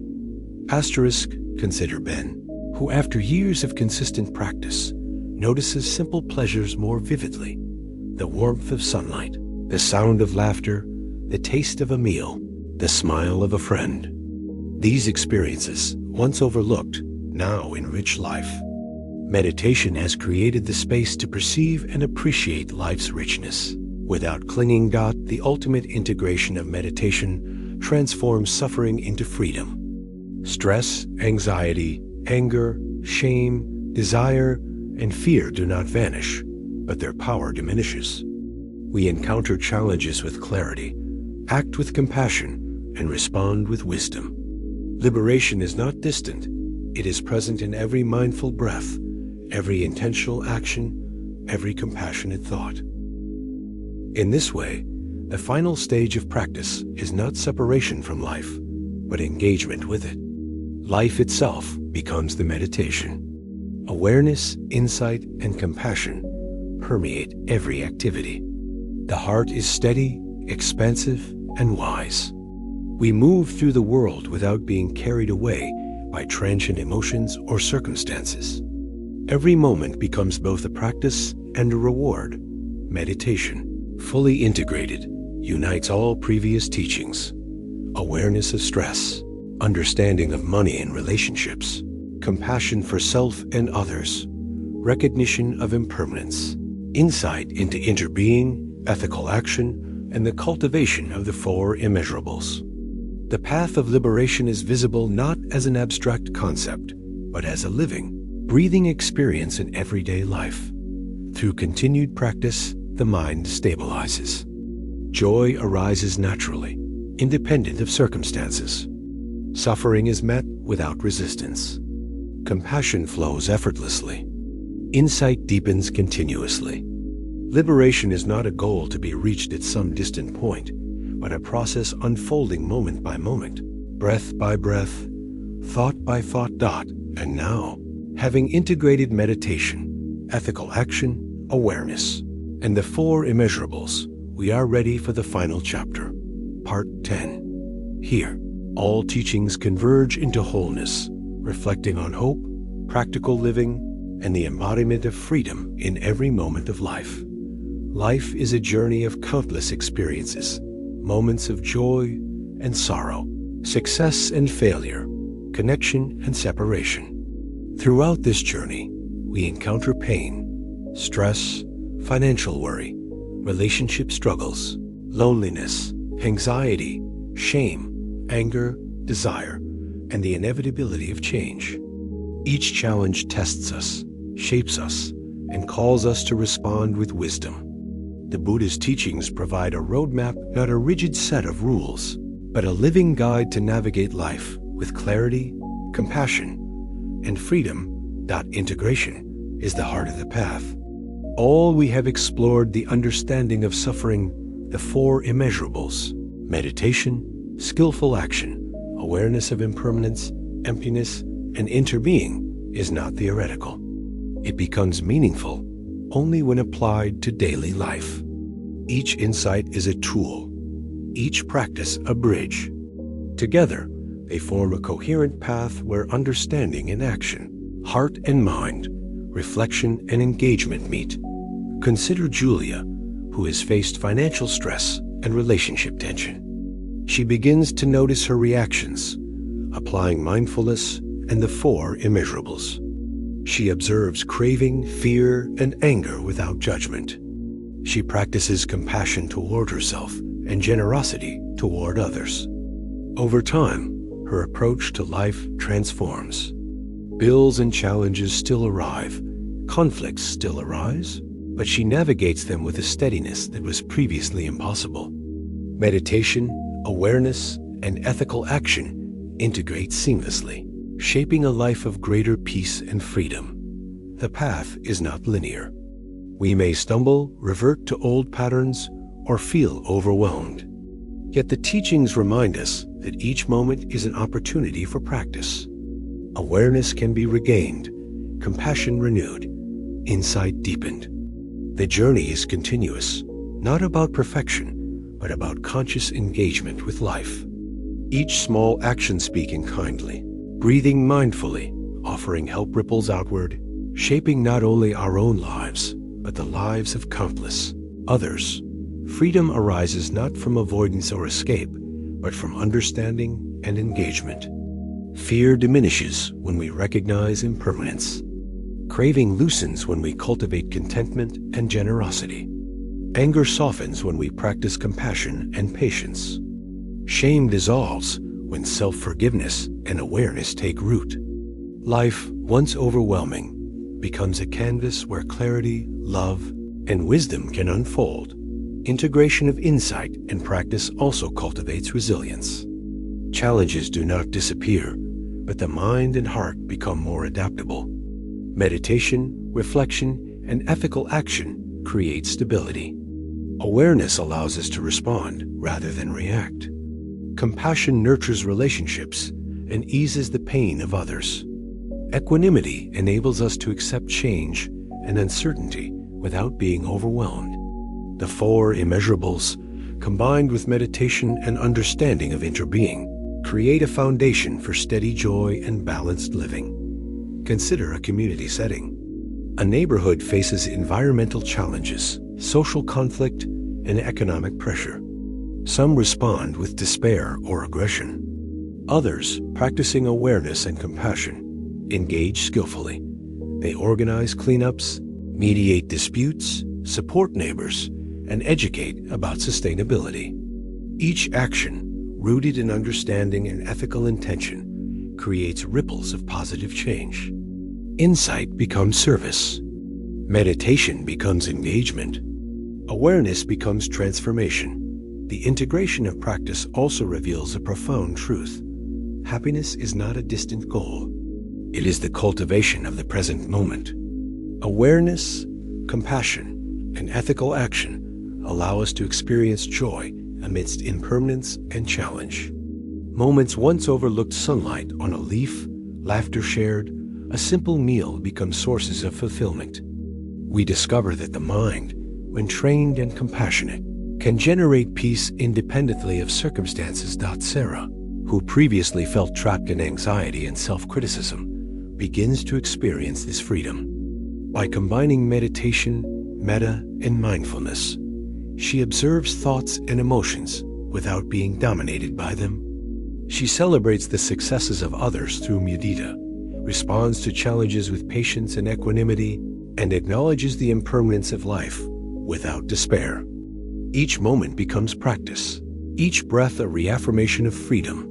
The teachings also emphasize the importance of community and connection. Practicing with others amplifies understanding, nurtures support, and strengthens resolve. The Sangha, whether formal or informal, creates a space where insight, compassion, and mindfulness are shared and reinforced. Connection reminds us that liberation is not only personal, but collective. Our actions, thoughts, and awareness are intertwined with those of others. Interbeing is not abstract. It is lived experience. The culmination of practice is living fully in each moment. Ethical action, awareness, and compassion combine to create a life aligned with wisdom. Meditation anchors the mind. The four immeasurables cultivate the heart. And insight into impermanence and interbeing guides understanding. Life, once reactive and stressful, becomes a deliberate, conscious engagement with reality. Every moment is an opportunity to act with presence, kindness, and clarity. Even challenges and suffering become teachers. Each difficulty, loss, illness, conflict, disappointment offers an occasion to apply mindfulness, compassion, and insight. Pain is transformed not by avoidance, but by understanding, by responding wisely, and by cultivating a heart that is steady, expansive, and free. Liberation is not the absence of difficulty. It is freedom within the flow of life. Consider Tom, who faces a serious illness. Meditation, awareness, and insight allow him to meet pain without panic. Compassion for himself and others softens fear. Insight into impermanence brings acceptance. Each interaction with loved ones becomes richer. Each moment of life, even amidst challenge, becomes meaningful. The teachings are no longer abstract. They are alive in every breath, thought, and action, Integration also fosters joy, curiosity, and creativity. The mind, freed from the compulsion of craving, fear, and self-judgment, opens naturally. Appreciation for beauty, gratitude for life, and engagement in meaningful action emerge effortlessly. Insight informs choices, compassion nurtures connection, and freedom expands the capacity for love and understanding. The final teaching of integration is balance. Life is dynamic. Challenges ebb and flow. Awareness, meditation, ethical action, and the four immeasurables cultivate a steady center amidst turbulence. Equanimity allows us to hold joy and sorrow, success and failure, gain and loss, without being dominated by any extreme. The heart remains open, the mind clear, and the life coherent. In conclusion, the path the Buddha taught from awareness of suffering to the cultivation of skillful action, meditation, the four immeasurables, and insight into interbeing and impermanence is not a distant goal. It is present in every moment. Each breath, thought, and action offers an opportunity to practice, to awaken, and to live fully. The teachings provide a complete framework for transforming suffering into freedom, fear into courage, craving into contentment, and isolation into connection. As we walk this path, we discover that liberation is not a reward at the end of life, but a process unfolding moment by moment. Life itself becomes the practice. Each experience, whether joyful or painful, is a teacher. Each interaction is an opportunity to cultivate wisdom, compassion, and presence. The journey continues, but now with clarity, courage, and hope. May these teachings inspire you to live with awareness, act with compassion, embrace impermanence, and cultivate a heart that is steady, open, and free. Each step, each breath, each choice is an opportunity to awaken, to transform, and to embody the wisdom and freedom that are always within reach. Life is a tapestry of countless threads, moments of joy and sorrow, connection and separation, clarity and confusion. The Buddha's teachings are not distant ideals. They are practical tools for weaving this tapestry with awareness, compassion, and freedom. Part 10 concludes the journey, integrating all practices, insights, and understandings into living, breathing life. The first step is awareness. Begin by noticing your thoughts, emotions, and physical sensations as they arise. Observe them without judgment or attachment. This simple act cultivates presence, allowing you to respond rather than react. Awareness is the foundation of all transformation. Without it, life flows unconsciously, and suffering repeats in endless cycles. Consider Emma, who struggles with recurring stress at work. She begins to pause before reacting, taking a breath, noticing tension, observing frustration without judgment. Gradually, she discovers that awareness creates choice. She can act skillfully instead of being swept away by habit. Awareness is the gateway to freedom, allowing every moment to become an opportunity for conscious living. The second step is ethical action. Mindfulness must translate into behavior. Ethical conduct, rooted in compassion and understanding of interbeing, ensures that our actions contribute to well-being rather than suffering. This includes honesty, generosity, non-harming, and consideration of the consequences of our choices. Every act, no matter how small, ripples outward. Marcus, who once reacted angrily in conflict, applies ethical awareness in his daily life. He listens deeply, speaks truthfully, and responds with patience. His interactions shift from contention to collaboration. Skillful action is a direct application of awareness and insight into the interconnected nature of life. The third step is cultivation of the heart through the four immeasurables: metta, karuna, mudita, and upekkha. Loving kindness begins with yourself acknowledging your own suffering and wishing for safety, happiness, and freedom.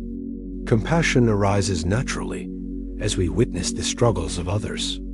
Sympathetic joy allows us to celebrate others' successes without envy.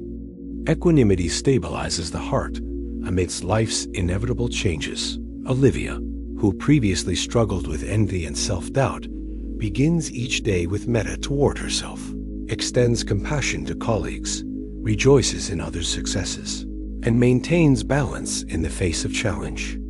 The heart becomes spacious and resilient. The four immeasurables are not abstract ideals. They are lived experience, shaping both internal peace and external relationships. Meditation remains the cornerstone of integration.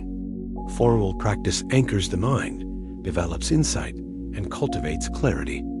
Informal practice, mindful walking, eating, listening, and interacting, brings awareness into daily life.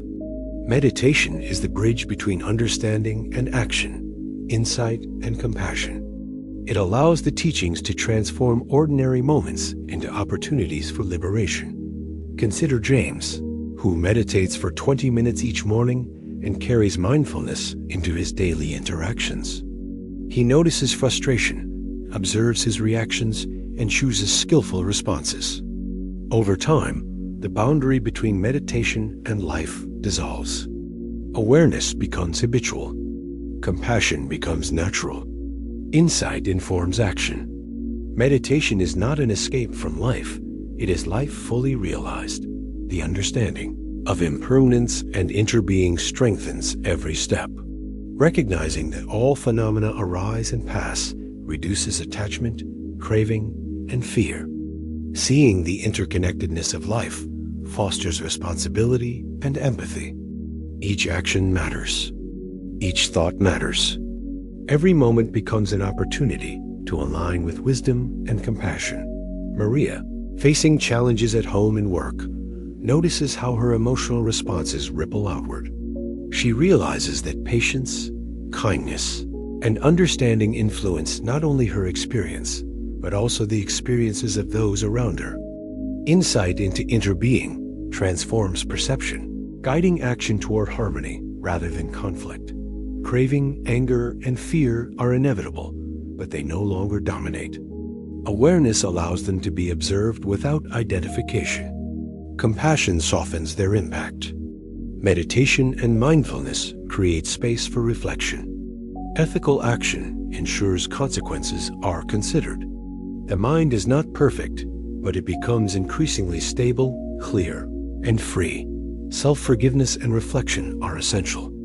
Mistakes are opportunities for learning, not sources of eternal punishment. Acknowledge harm, make amends if possible, and release guilt. Past actions do not imprison the present. Awareness, ethical action, and compassionate intention plant new seeds of wisdom and freedom. Ben, who carried guilt for years, begins a practice of reflection each evening. He reviews his actions, considers their impact, and chooses how to act more skillfully tomorrow. Self-forgiveness transforms regret into learning, allowing both the mind and heart to open. Karma becomes a teacher, not a burden, guiding conscious, ethical living. Integration of all teachings also enhances resilience and equanimity. Life will continue to present challenges, loss, illness, disappointment, conflict. These are opportunities to practice mindfulness, compassion, and skillful action. Suffering does not vanish, but its power over the mind and heart diminishes. The practitioner learns to navigate life with clarity, balance, and openness. Even joy and success are experienced with insight. Happiness is not clung to, and achievement is not a source of pride. Both are recognized as transient, arising due to conditions. Awareness allows appreciation without attachment, engagement without greed, and celebration without comparison. The heart remains stable and expansive, capable of joy regardless of circumstance. Olivia notices this in her life. Promotions, recognition, and personal accomplishments are welcomed with gratitude. When challenges arise, they are met with patience and clarity. Emotional stability deepens.